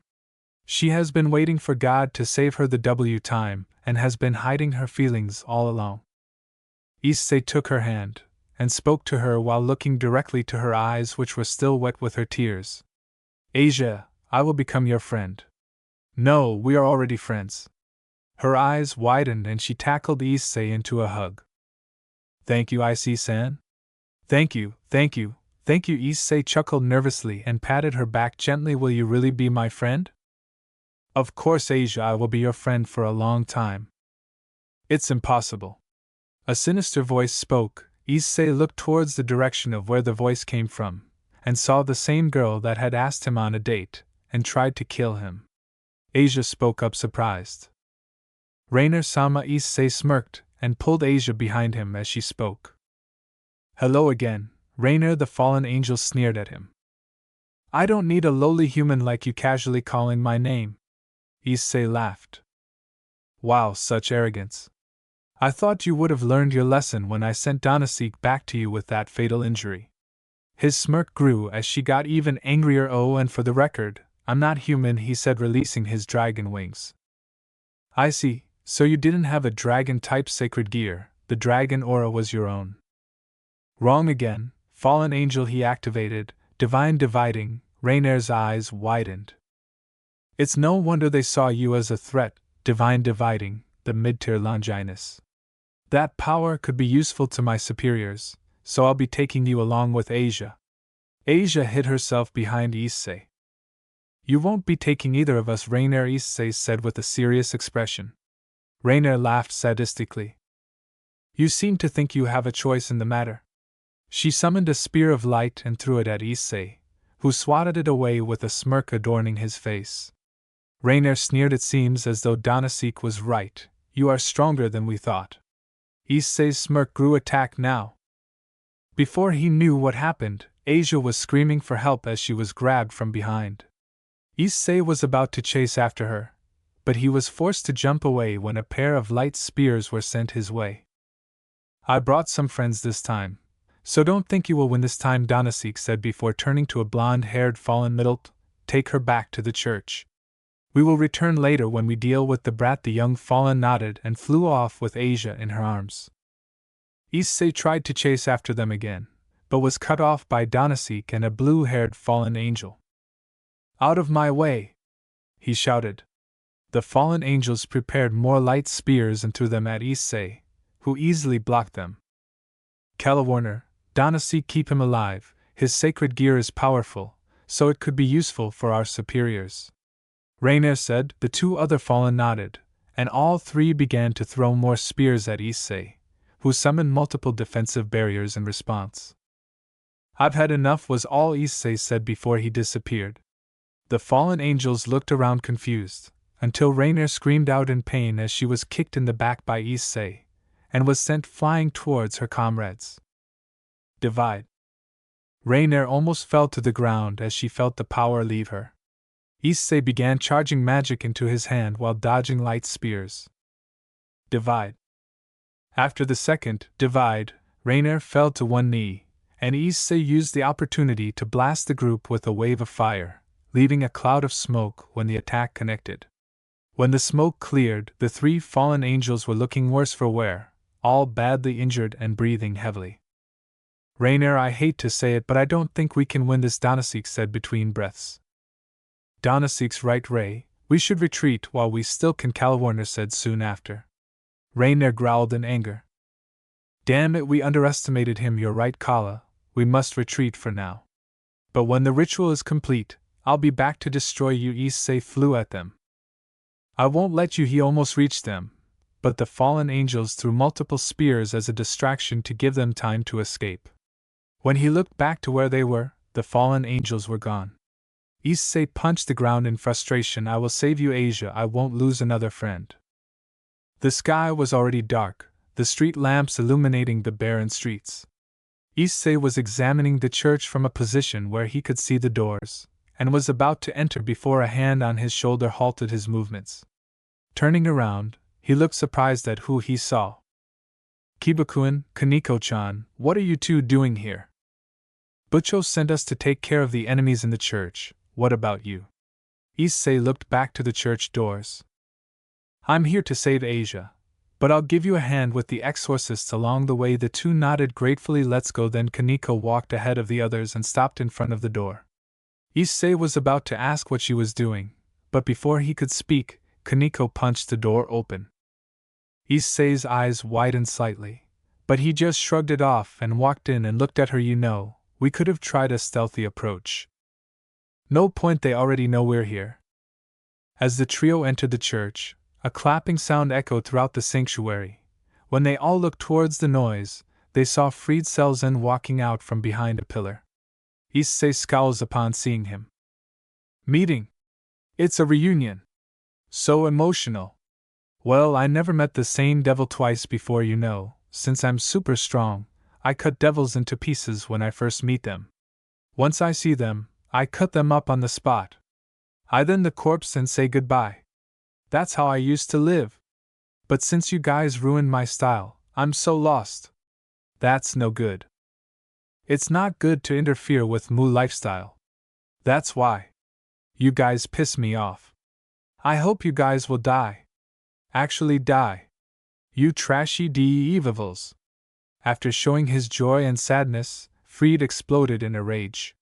He took out the gun and handle-only sword from before, and a blade of light appears. You guys came to rescue Asiatan, right? Ha! Devil Samus are big-hearted for coming to rescue a bitch like that who would even heal devils. Well, just being entranced to someone like you should make that sister die. Die? What does he mean? Hey! Where is Asia? Well, there's a hidden stairs under that altar. From there you can go to the place where they are doing the ritual, Fried said while pointing at the altar. Issei got in a battle-ready stance and Kiba pulled out a sword. Kaneko, however, get smashed.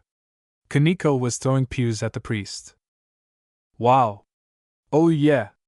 Fried did a small dance and cut the bench in half with his light sword, the toe halves hitting the ground. There. Kiba had already shot forward and began exchanging blades with Fried. There were sparks between Kiba's sword and Fried's blade of light. Such a pain. Why are you guys so noisy? I'm super very bad. I'm sorry for talking in a death language. Forgive me after you die. Kiba dodged the soundless bullets with his knight's speed, while continuing to attack the enemy. It looks like Fried's gotten stronger since last time the battle went on. The two swordsmen were on par with each other, either side had the advantage. Kiba and the priest then started to battle head-on. Both of them were glaring at each other. Impressive. You are quite strong. Ahaha. You too. A knight, huh? Not even a single blind spot. This is great. Yes, this is what I'm talking about. Lately, I haven't had an awesome battle like this. Not since fighting Issei-kun back then. I was about to cry because of it. I'm going to kill you. Then maybe I should also fight seriously for a bit then. He wasn't even trying to win? He needs to finish this quickly, or I'll do it myself. Eat this, Kiba says in a threatening tone, and after he says this, some black stuff comes out of his sword and begins to cover Fried's light sword. What the hell is this? Fried looked confused. Holy Eraser, a darkness sword that devours light. Why, you are also a sacred gear possessor. So he has a sacred gear too. The priest's blade of light was completely devoured by Kiba's sword, and was unable to maintain its shape after the light was eaten. Issei was growing impatient as the battle drew on. We're wasting time, Issei shouted and sprinted towards Fried with his fist raised. The priest noticed him and started shooting his gun, which Issei just dodged. I keep on telling you. You are annoying. He continued to shoot the light bullets at Issei, who was still dodging until he was right next to Fried. Issei sent his right fist to the priest's cheek, sent him back into the altar. That's for hitting Asia that time. The priest is on the ground, but gets up slowly and spits his blood onto the ground. Oh man, not only I got punched by a shitty brat, but he's saying some weird crap to me. Don't with me. The priest made a howl. Don't with me. You Shiite. A mere shit like shouldn't act cocky with me. I'll kill you. Definitely. I'll definitely kill you. I'm going to cut you into pieces, you Shiite. The priest took out his second sword, which only has its handle. Issei, Kiba, and Kaneko-chan surrounded the priest when he prepared to fight. Fried notices it. He looks around and begins to smirk. Wow. Is this what you call a crisis? For me, getting killed by a devil is a no-no, so I feel like retreating. It's a shame that I can't exorcise you guys, but I also don't want to die. The priest takes out something round and smashes it onto the floor. Instantly, our eyes are blinded with a shining light. This again. When his eyes healed, Issei looked around, but the priest is gone. Hey! The shitty brat over there, Issei-kun, was it? To tell you the truth, I have fallen in love with you. So I will definitely kill you. Definitely, okay? I won't forgive a shitty brat who punched me and gave me a lecture, okay? Then bye-bye. Kiba, Kaneko, and Issei nodded at each other and went towards the altar and walked down the hidden staircase. At the bottom of the stairs, there was a single passage. Kaneko points to the far end by saying, possibly at the end of this passage I can smell that person. Don't worry, Asia, I'll save you.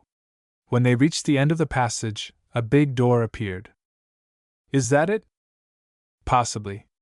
I'm sure there are groups of exorcists and fallen angels inside. Are you ready? Kaneko and Issei both nod at Kiba's question. Okay.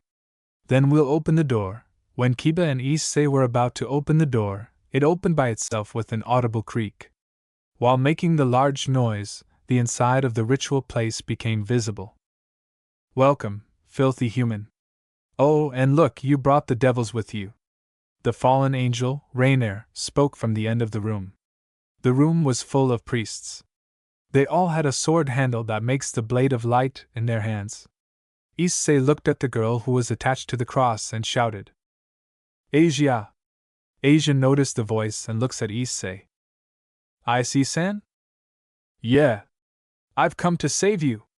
He smiles at her, and a tear dropped from her eye. It's a touching reunion, but it's too late. The ritual is about to finish now.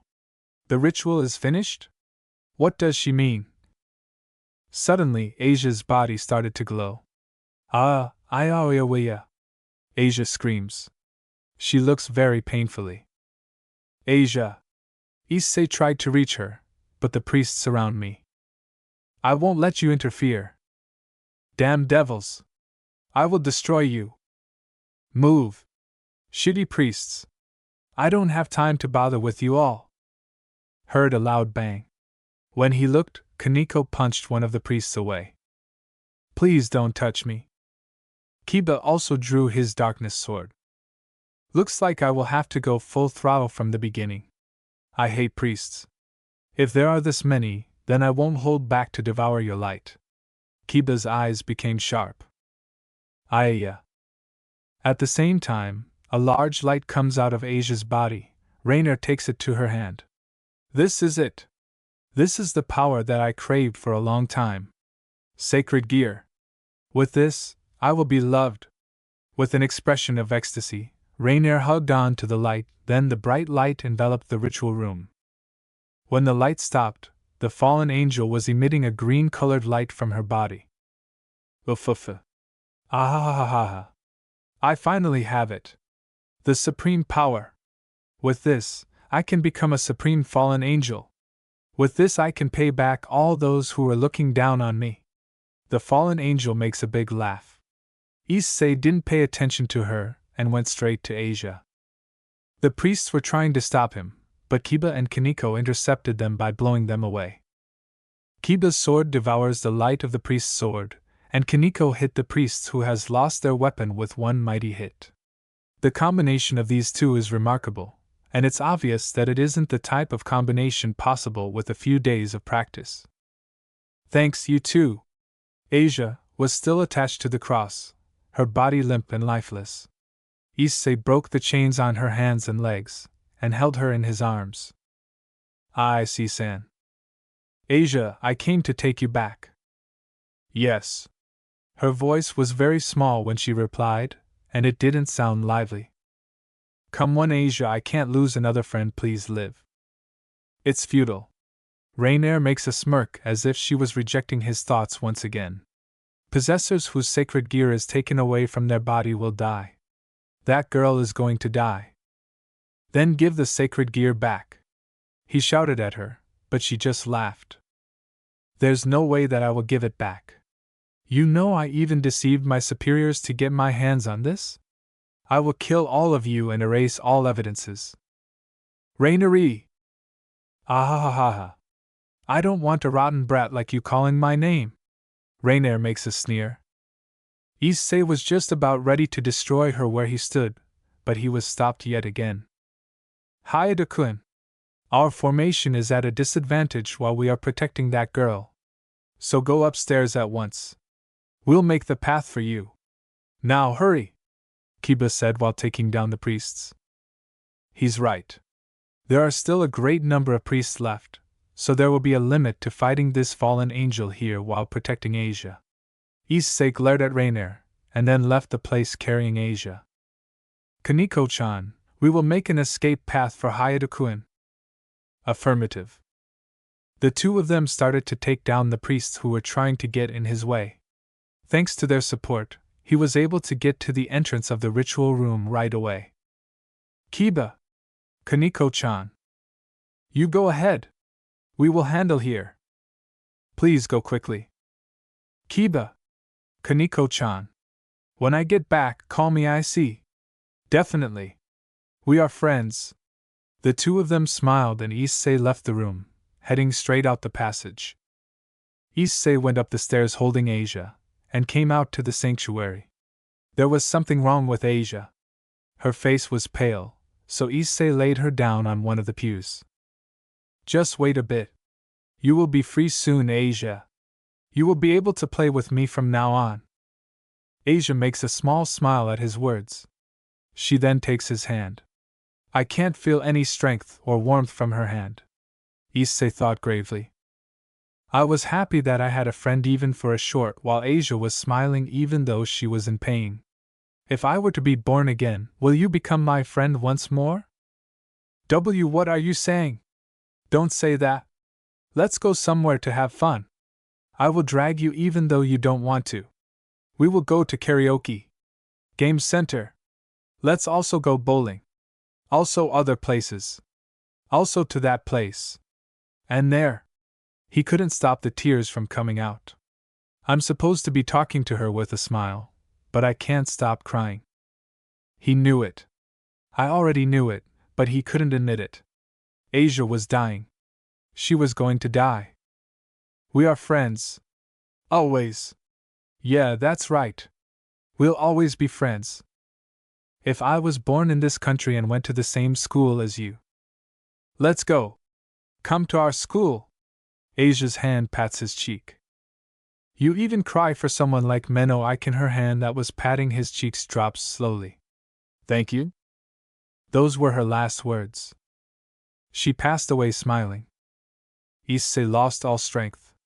He just stood there looking at her face. The tears wouldn't stop. Why? Why did she have to die? She was a good girl. She was a kind girl who would heal anyone injured. How come no one became her friend? How come I was never by her side? Hey, God! You are there, right, God? Devils and angels exist, so you do exist as well, right, God? You were watching, right? You were watching all of this, right? Issei shouted at the ceiling of the church. Please don't take this girl away. Please! I beg you! She hasn't done anything. She just wanted a friend. I will be her friend forever. So please. I want this girl to smile forever. Hey, please. God. Even though he screamed towards heaven, no one answered him.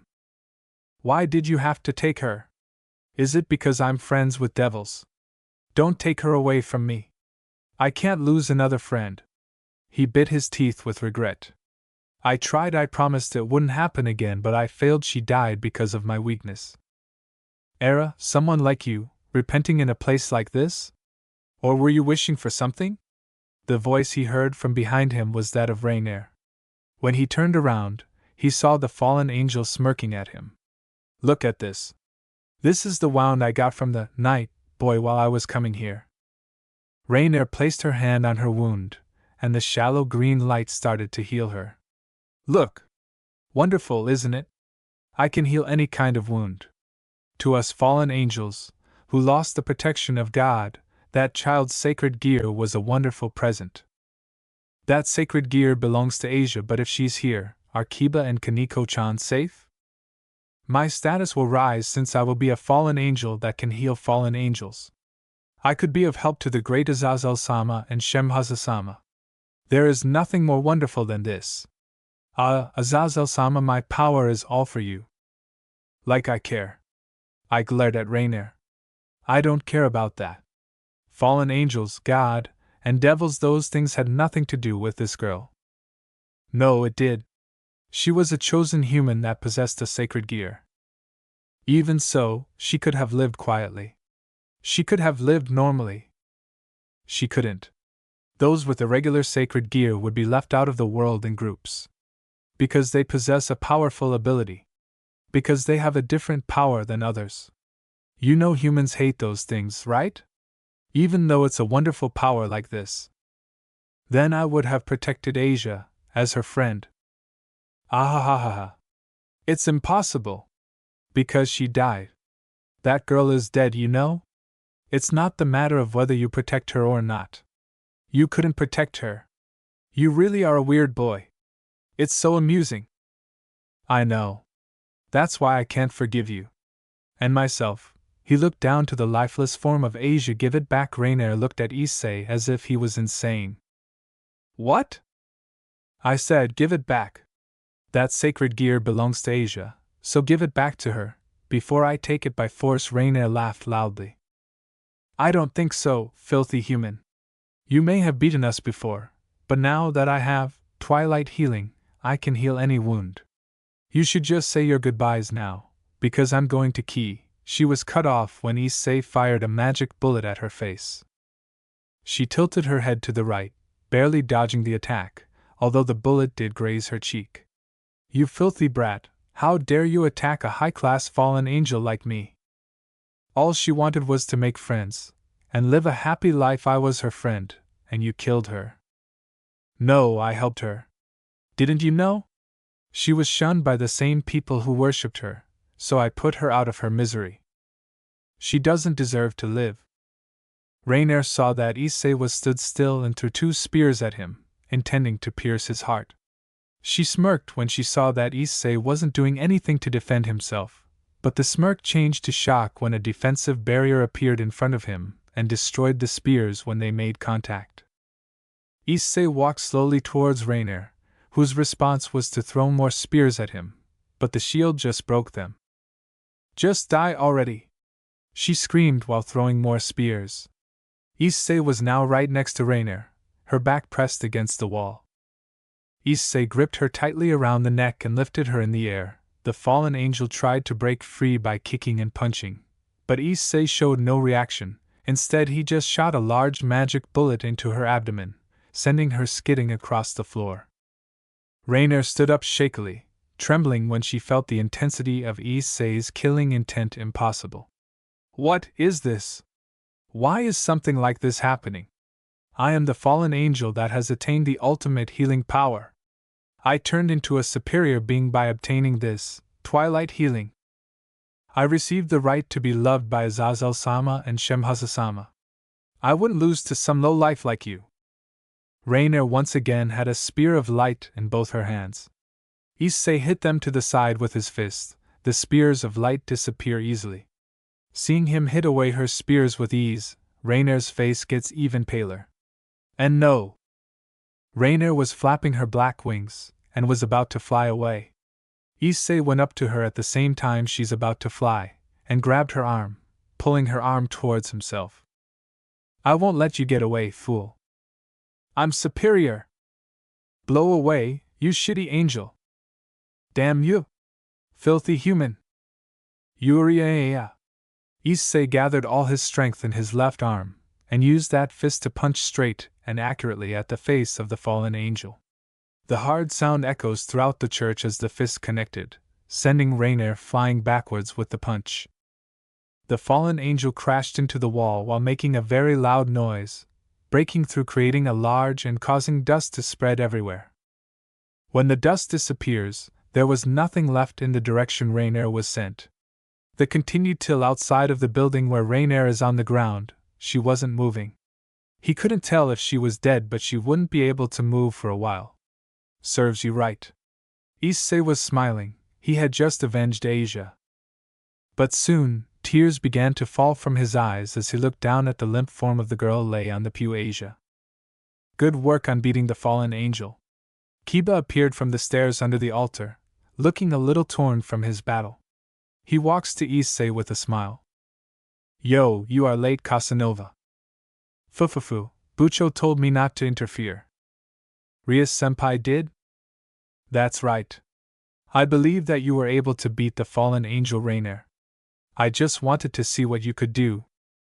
When he turned around to the direction where the voice came from, he saw Rias was walking towards him smiling while waving her crimson hair. "Rias-senpai? Where did you come from?"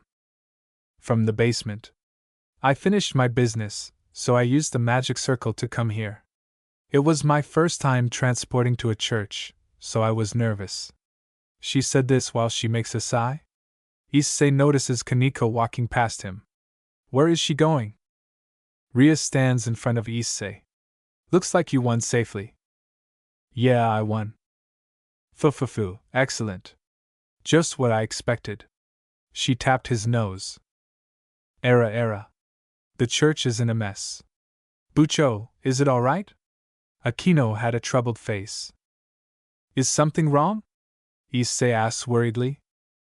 "Churches belong to God or religions related to him, but there are cases like this where it is used by fallen angels.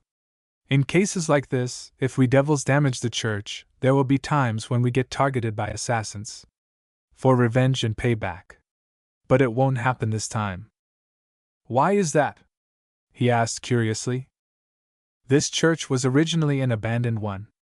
So a certain group of fallen angels had come here to use it for their own greed, and we just happened to have a fight in a place like that. So we didn't step foot on the enemy's actual territory to have war. So it's just a small fight between a devil and a fallen angel. This happens every time." "That's what happened." "Bucho.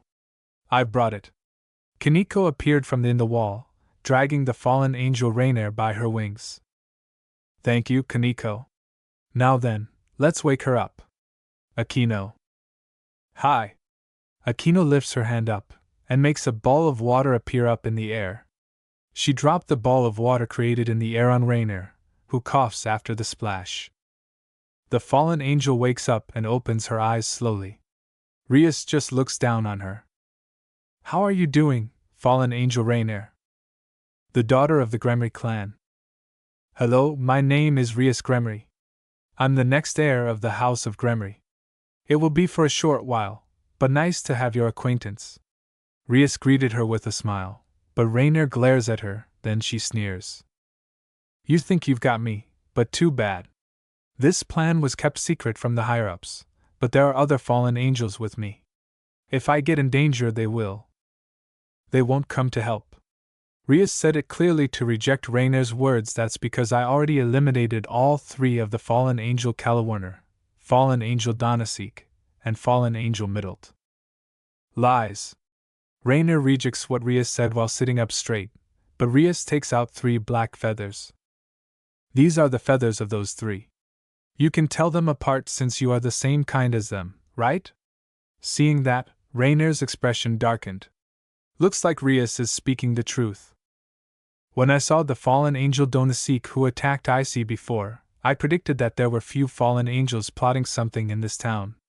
I ignored it because I thought it was a plan that involves the fallen angel. Even I'm not foolish enough to take on all of the fallen angels. Then I heard that the fallen angels were moving around secretively, so I went to talk to them, taking Aquino with me.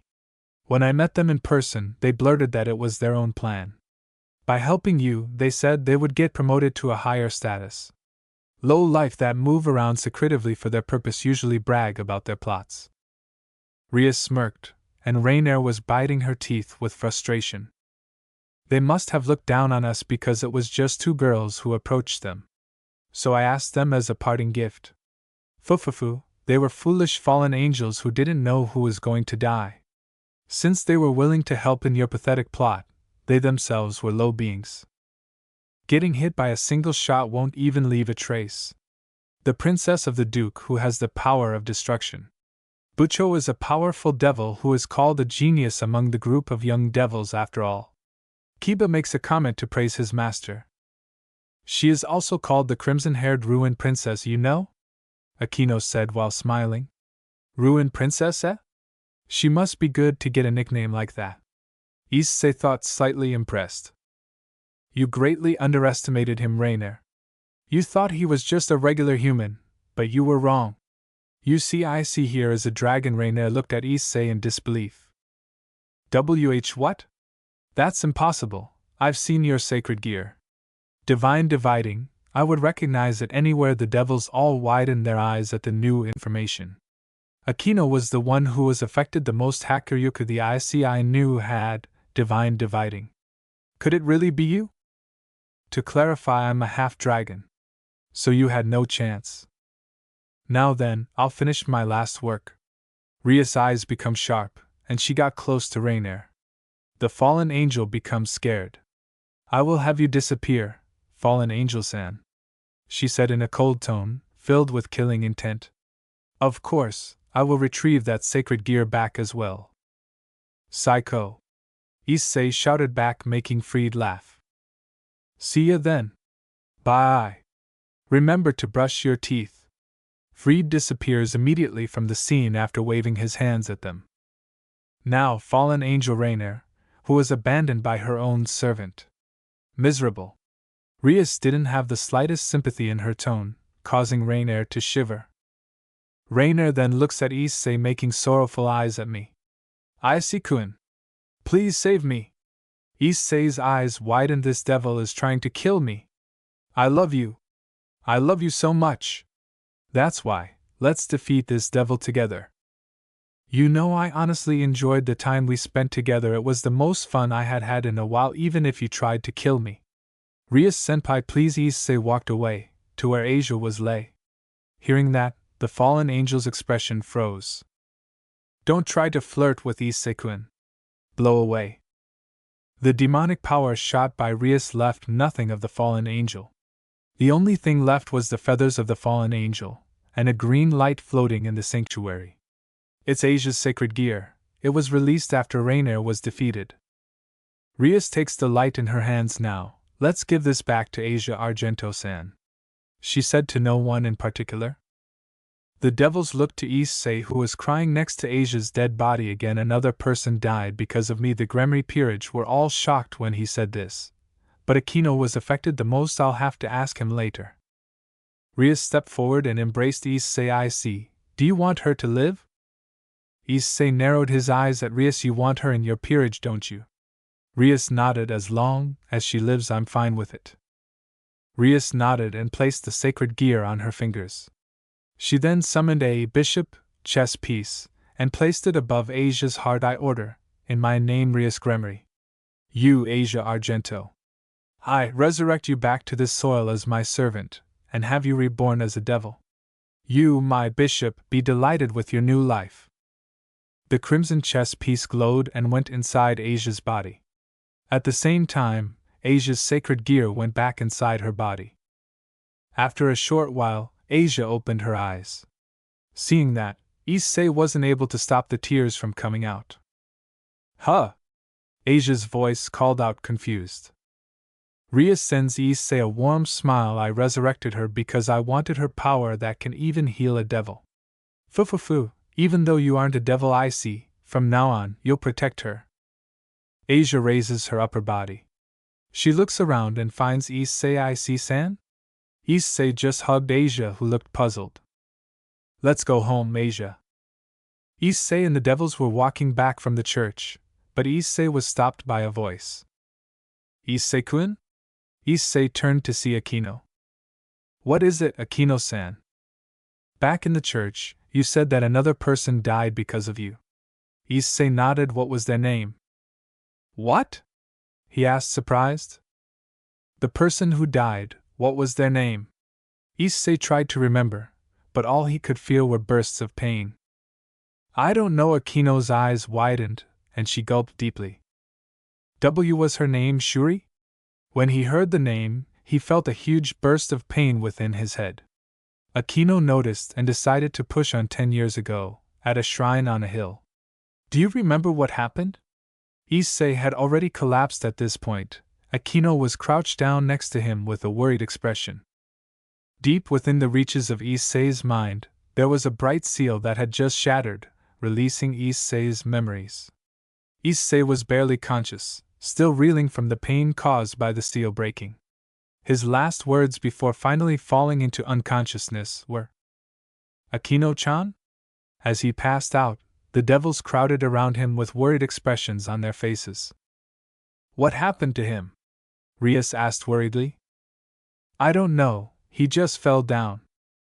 Don't worry about partner, the devils jumped at the sudden voice. All of them were searching for the owner. Who's there? Rias asked. I am Albion, the spirit of divine dividing. Now, as I was saying, partner is going to be fine. A seal was placed on his memories a while ago. That pain he felt was the seal being broken. He'll be fine by tomorrow. Bucho, I'll take him home. Rias looked surprised. Are you sure, Aquino? I could do it if you want. Sorry, Bucho, but I need to talk to Issei when he wakes up. Rias nodded. She and her peerage minus Aquino left for the clubroom, while Aquino went with Issei to his home. But instead of leaving him in his bed, she did the same thing Rias did, stripped naked and slept next to him. Issei's apartment. It was morning. Aquino was enjoying the feeling of Issei hugging her in his sleep while she was resting on his chest. She just lay there, enjoying his warmth until she felt Issei stir. When she sat up, she saw Issei staring at her wide-eyed, before hugging her tightly and sobbing into her shoulder. Aquino-chan, I can't believe it. I thought you died? Aquino returned the embrace, sobbing herself. What happened? Tusan said he couldn't find you anywhere. When you disappeared after that bright flash, I thought you had died with the man that attacked us. I was worried that more of them were going to come back and kill me, so I ran away. Rias found me 2 years later. I was sentenced to death by the Himejima clan because of my blood, and I was allowed to live under the condition that I serve her. So Ryo-san saved you? Akino nodded. What about you? You just disappeared in that bright flash. The flash was caused by my balance breaker. When it activated, we crashed through the walls of the shrine and ended up in the forest, and when I got back, the building was on fire. Before he could continue, he was cut off by the sound of his stomach rumbling. Issei blushed, and Akino was covering her mouth trying not to laugh. Let's go get some breakfast, then we can catch up properly. Showers at the end of the hall if you want to use it. Akino nodded and left the room with her clothes. Akino and Issei entered the school grounds hand in hand, causing a lot of commotion among the students. Akino Wanisama and the prince are holding hands. Do you think they're dating? Damn Bishinin. How dare he take our Akino Wanisama? Issei sighed. I never thought that walking with Akino-chan would get this much attention as they were walking. Issei began to recall the events of the previous night. I wonder how Asia's adapting to her new lifestyle. Issei was interrupted from his musing when Akino stopped them near the stairs and turned to face him. He was about to ask what she was doing, but before he could utter a word, she had him fully on the lips. Issei just stood surprised at the sudden act of affection. The girls were squealing in excitement at the sight of two of their idols ing, while the boys were fuming with rage. Akino was the first to speak after they broke the "I've missed doing that. I'll see you later, Issei-kun." Issei was still in shock and could only nod in response, and watched as she made her way to her classroom before leaving to his own. He then sighed, I don't think I'll ever be used to that. Why not, partner? Most of my previous hosts loved getting that kind of attention. It's not that I don't like it, it's just feel like I don't deserve it. Not until I avenge Shuri, at least, he thought sadly. Issei, you did what you could to protect them. I'm certain that neither Akino nor Barakil blame you for what happened. We already know who wanted you all dead, but without proof there's nothing we can do. You should just be glad that Akino is alive. Issei nodded, but still looked deep in thought. Hey Albion, you remember what Kasan said about Azazel? If you mean about the sacred gear stuff, then yeah, why do you ask? If what she said is true, then do you think that he was responsible for the rogue fallen angels? Now that you mention it, it's likely that he was the one who set them up, but, as I said, with no proof we can't do anything. Issei nodded and looked up to see that he was at his desk and sat down. Almost immediately, a pair of hands slammed down on his desk. When Issei looked up, he saw the perverted duo, Matsuda and Motohama, both with enraged expressions on their faces. Hayadu, what the hell were you doing with Akino-sama? Issei raised an eyebrow when Matsuda shouted the question. We came from the same direction, so we walked together, he replied. Don't give us that crap, pretty boy. You were holding her hand when you walked in. I saw you her too. Who the hell do you think you are, are Akino-sama like that? Motohama added. Issei looked at him with another raised eyebrow, before shrugging and turning away. This infuriated the two perverts, so they both threw punches at Issei, who just sighed and caught both of their hands and glared at them. The two perverts looked at him in fear and pain as Issei squeezed down on their hands. My personal life is none of your damn business, and neither is Akino-chan's. Consider this your first and final warning. If I ever catch you peeping on Akino-chan or any other girls, you'll be in a lot more pain than you are now. Do I make myself clear? He asked while squeezing even harder, making the duo yell out in pain and nod furiously. Issei let go and the two ran away. Occult Research Club. Rias was sitting on the sofa drinking tea, seeming distracted with something. She turned when she heard the door open and saw Issei entering the room. So you came. Issei sat opposite her before speaking. Good afternoon, Rias-san, he said with a smile. Are you alright, Issei-kun? You just passed out yesterday. Issei nodded. I'm fine. I just remembered some things from the past. That's right, Albion said something about a seal on your memories being broken. He nodded again and put on a serious expression. I wanted to thank you, Rias-san. The red-headed devil looked confused. For reviving Asia? Not just Asia, Aquino too. She would be dead if you didn't save her. I can't even begin to thank you enough, so if you need anything, just ask and I'll do what I can to help. Instead of responding, Ria smiled and placed her cup down. She then sat next to Issei and brought her face close to his. Issei had an eyebrow raised as he was wondering what he was doing. He was left blushing furiously when her lips touched his forehead. What? That was my thank you and my apology, she explained. Apology? He asked, confused. I was willing to let you die for my own selfish gain. For that, I apologize. Apology accepted. Ria smiled. I probably should stop adoring you. The new girl might get jealous. Issei was confused until he heard a voice come from behind him. Issei-san?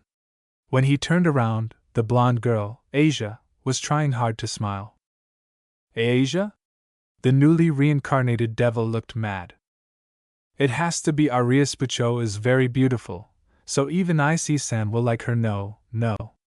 I can't think like that. Oh Lord. Please forgive my sinful heart.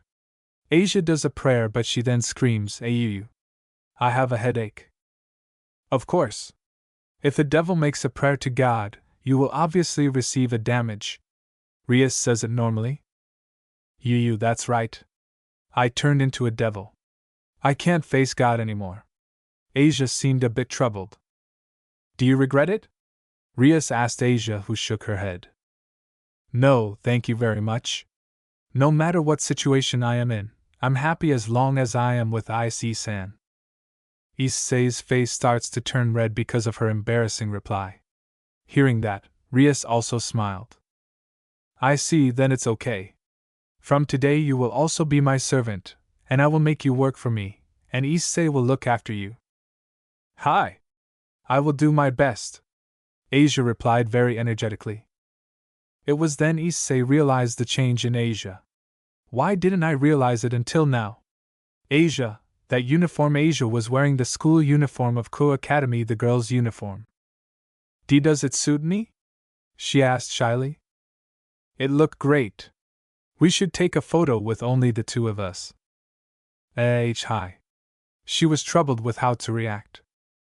I decided to make Asia attend our school. Since she is about the same age as you, she's also in second year. I also made her in the same class as you. Tomorrow will be her first day, so make sure to look after her, Rias said to Issei. I will be in your care, Issei-san. Asia bowed her head. At the same time the clubroom door opened, and the rest of Rias' peerage entered. Good morning, Bucho, Issei-kun, Asia-san. Good morning, Bucho, Issei-senpai, Asia-senpai. How are you all doing, Bucho, Issei-kun, Asia-chan? Rias stood up. Since everyone is here, shall we start the party? Saying that, she clicked her fingers, and a big cake appeared on the table. It might be good to gather to do these kinds of things once in a while, right? Since we got new members, I made some cake, so let's eat it together, she said shyly. Not wasting a second, everyone started digging into the cake. The ORC were dismissed for the night, and Issei was getting ready to go to bed when he heard a knock on his door. When he opened it, he saw Rias and Asia stood next to a pile of labeled boxes. Rias-san, Asia-san, what are you doing here? Rias was the one to reply. Good evening, Issei, we need you to carry these inside, she said, gesturing to the boxes behind them. What? Why? Because Asia will be moving in with you. Issei narrowed his eyes. Last time I checked, people were supposed to ask if they could move in. I don't have any room anyway. That's a lie. I saw a spare bedroom the morning after I stayed over.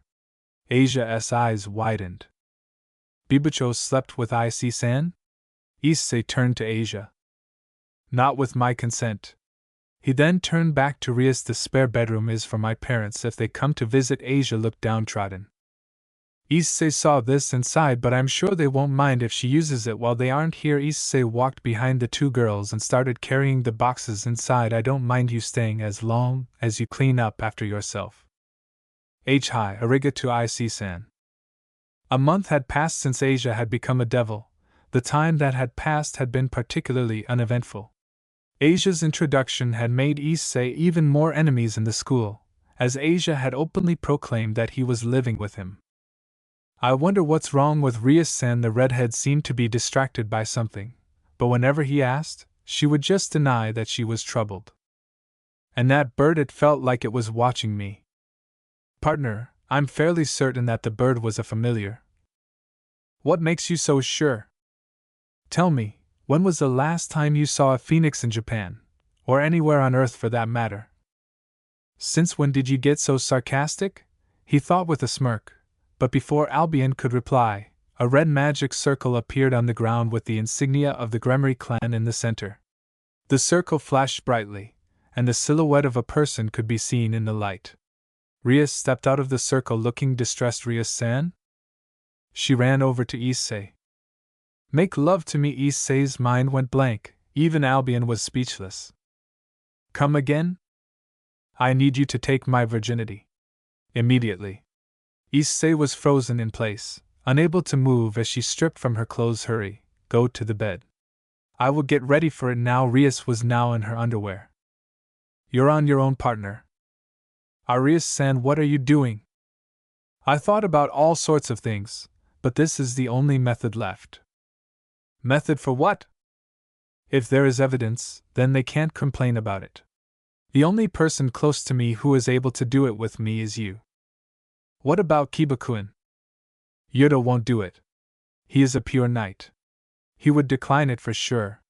That's why you are the only one possible. Issei-kun. Rias then pushed Issei onto the bed and straddled him. She unhooked her bra and let it fall off while she took his hand and placed it on her right breast. This is your first time, right, Issei-kun? Issei nodded. I see. It's my first time as well, so let's do it till the end even if both of us have no experience. It's all right, it's very simple. You just have to put it inside here. Issei pushed Rias off of him. No, I won't do it. Rias' eyes widened when Issei sat on his desk chair. Are you choosing to deny me? Am I not good enough? No, that's not it. You're a beautiful girl, Rias, but I won't have with you. But why not? She asked, seeming really desperate at this point. Look, I don't know about you, but I want my first time to be special. I want it to be out of mutual love, not desperation. Did you even think about my feelings before you tried this? I am sorry, Issei. I'm just so desperate right now. My family's making me marry someone I hate. I thought that if I lose my virginity to someone else, they would cancel the marriage. Before Issei could reply, another magic circle appeared on the ground with the same pattern as the one Rias appeared from. Looks like I was a bit late. Issei silently gasped that voice. A silver-haired maid stepped out of the circle. Are you trying to break the agreement by doing something like this? Rias' eyebrow twitched. If I don't go this far, both Oto-sama and Oniai-sama won't listen to me, right? Both Surzek-sama and the master will be sad to find out that you tried to give your purity to some lowly person like this. Issei rubbed his temple. Geez, that hurts. Fie-chan. Both women looked at Issei when he spoke. Grafia raised an eyebrow and replied, I'm sorry, have we met? Issei was surprised that Grafia couldn't recognize him, but he quickly widened his eyes in realization. Oh right, the hair. It's me, Issei. Grafia smiled fondly. Apologies. Issei glared at her, causing the maid to sigh. Issei-kun. It's been a while, hasn't it? It looks like you've grown well, she said with a small blush that was only noticed by Rias, who was still confused at the interaction between the two. We can catch up later. Fie-chan, I'm guessing you're here for Rias-san? Grafia nodded and walked towards Rias. Grafia, did you come here of your own accord? Or because the household sent you? Or is it Oniai-sama? All of them. Rias sighed. Is that so? You, who as brothers, Queen, came to the human world personally. So it can only be one thing. I understand. She picked up the remainder of her clothes. I'm sorry, Issei-kun. Let's make it so the thing from earlier never happened. I wasn't thinking straight either. Let's forget about today's incident. Issei nodded. Grafia, let's go back to my room. I will listen to what you have to say over there. Aquino can also attend, right? The Priestess of Thunder? I don't mind. It's a must for a high-class devil to have their queen by their side at all times. Grafia created another magic circle. Very well. Issei-kun. Rias walked over to Issei and ate him on the cheek. Please, forgive me for today. I troubled you a lot. Let's meet tomorrow in the clubroom tomorrow. I'll explain everything then. Grafia also said goodbye before leaving with Rias through the magic circle. Issei sighed. I wonder what that was all about. Knock knock. Issei-san, I'm finished with the shower. Asia called from the other side of the door. Hi Asia. After school the next day, Issei was walking to the club room with Asia and Kiba. On the way, Issei decided to ask Kiba about Rias' strange behavior. Bucho's problem? Maybe it has something to do with the House of Gremory, was his reply. Aquino-chan would know, right? Kiba nodded in response to Issei's question. Aquino-san is Bucho's most trusted servant, she would obviously know. The three continued walking into the building. Issei noticed a strong presence, so Fia-chan's here too. As they reached the ORC door, Kiba spoke. For me to finally realize this presence here, you've only just noticed? Issei shook his head and opened the door. Rias, Aquino, Kaneko and Grafia were all already in the clubroom. Rias was sitting at her desk, wearing an unpleasant face. Aquino was standing behind Rias, smiling as usual, although it seemed like it was forced. Grafia was still as stoic as usual, while Kaneko was sitting in a chair quietly in the corner. Issei heard Kiba mutter "oh my," before he decided to follow Kaneko's lead and sit in the corner, while Asia and Kiba walked behind one of the sofas. Issei pulled out a book as he sat down. I'd rather not get involved until I know what's going on. Looks like everyone is here. Before we start the club, there's something I need to tell all of you. Oja-sama, do you want me to explain the situation? Rias rejected with a wave of her hand. Issei's eyes moved to the center of the room. The truth is, before she could finish, a magic circle appeared on the floor. However, this one was not from the Gremory clan. That symbol, Issei recognized the pattern in the center of the circle. Phoenix. The magic circle glows brighter and flames fill the room, causing the heat to rise greatly. A silhouette could be seen within the flames. The figure swings their arm to the side to disperse the flames. When the fire disappeared, Issei could see a man with blonde hair wearing a red suit without a tie, and the buttons were open to reveal his chest. Phew, it's been a while since I came to the human world. His eyes searched around the room until he spotted Rias. My lovely Rias, I came to see you. Thanks for watching this video. If you really enjoy this video, like, subscribe, and comment down below, and turn on that bell notification. Don't forget to support and follow the ThProjectShadow for writing that awesome fanfic, and also make sure to comment on this story, link in the description. See you in the next video. Goodbye.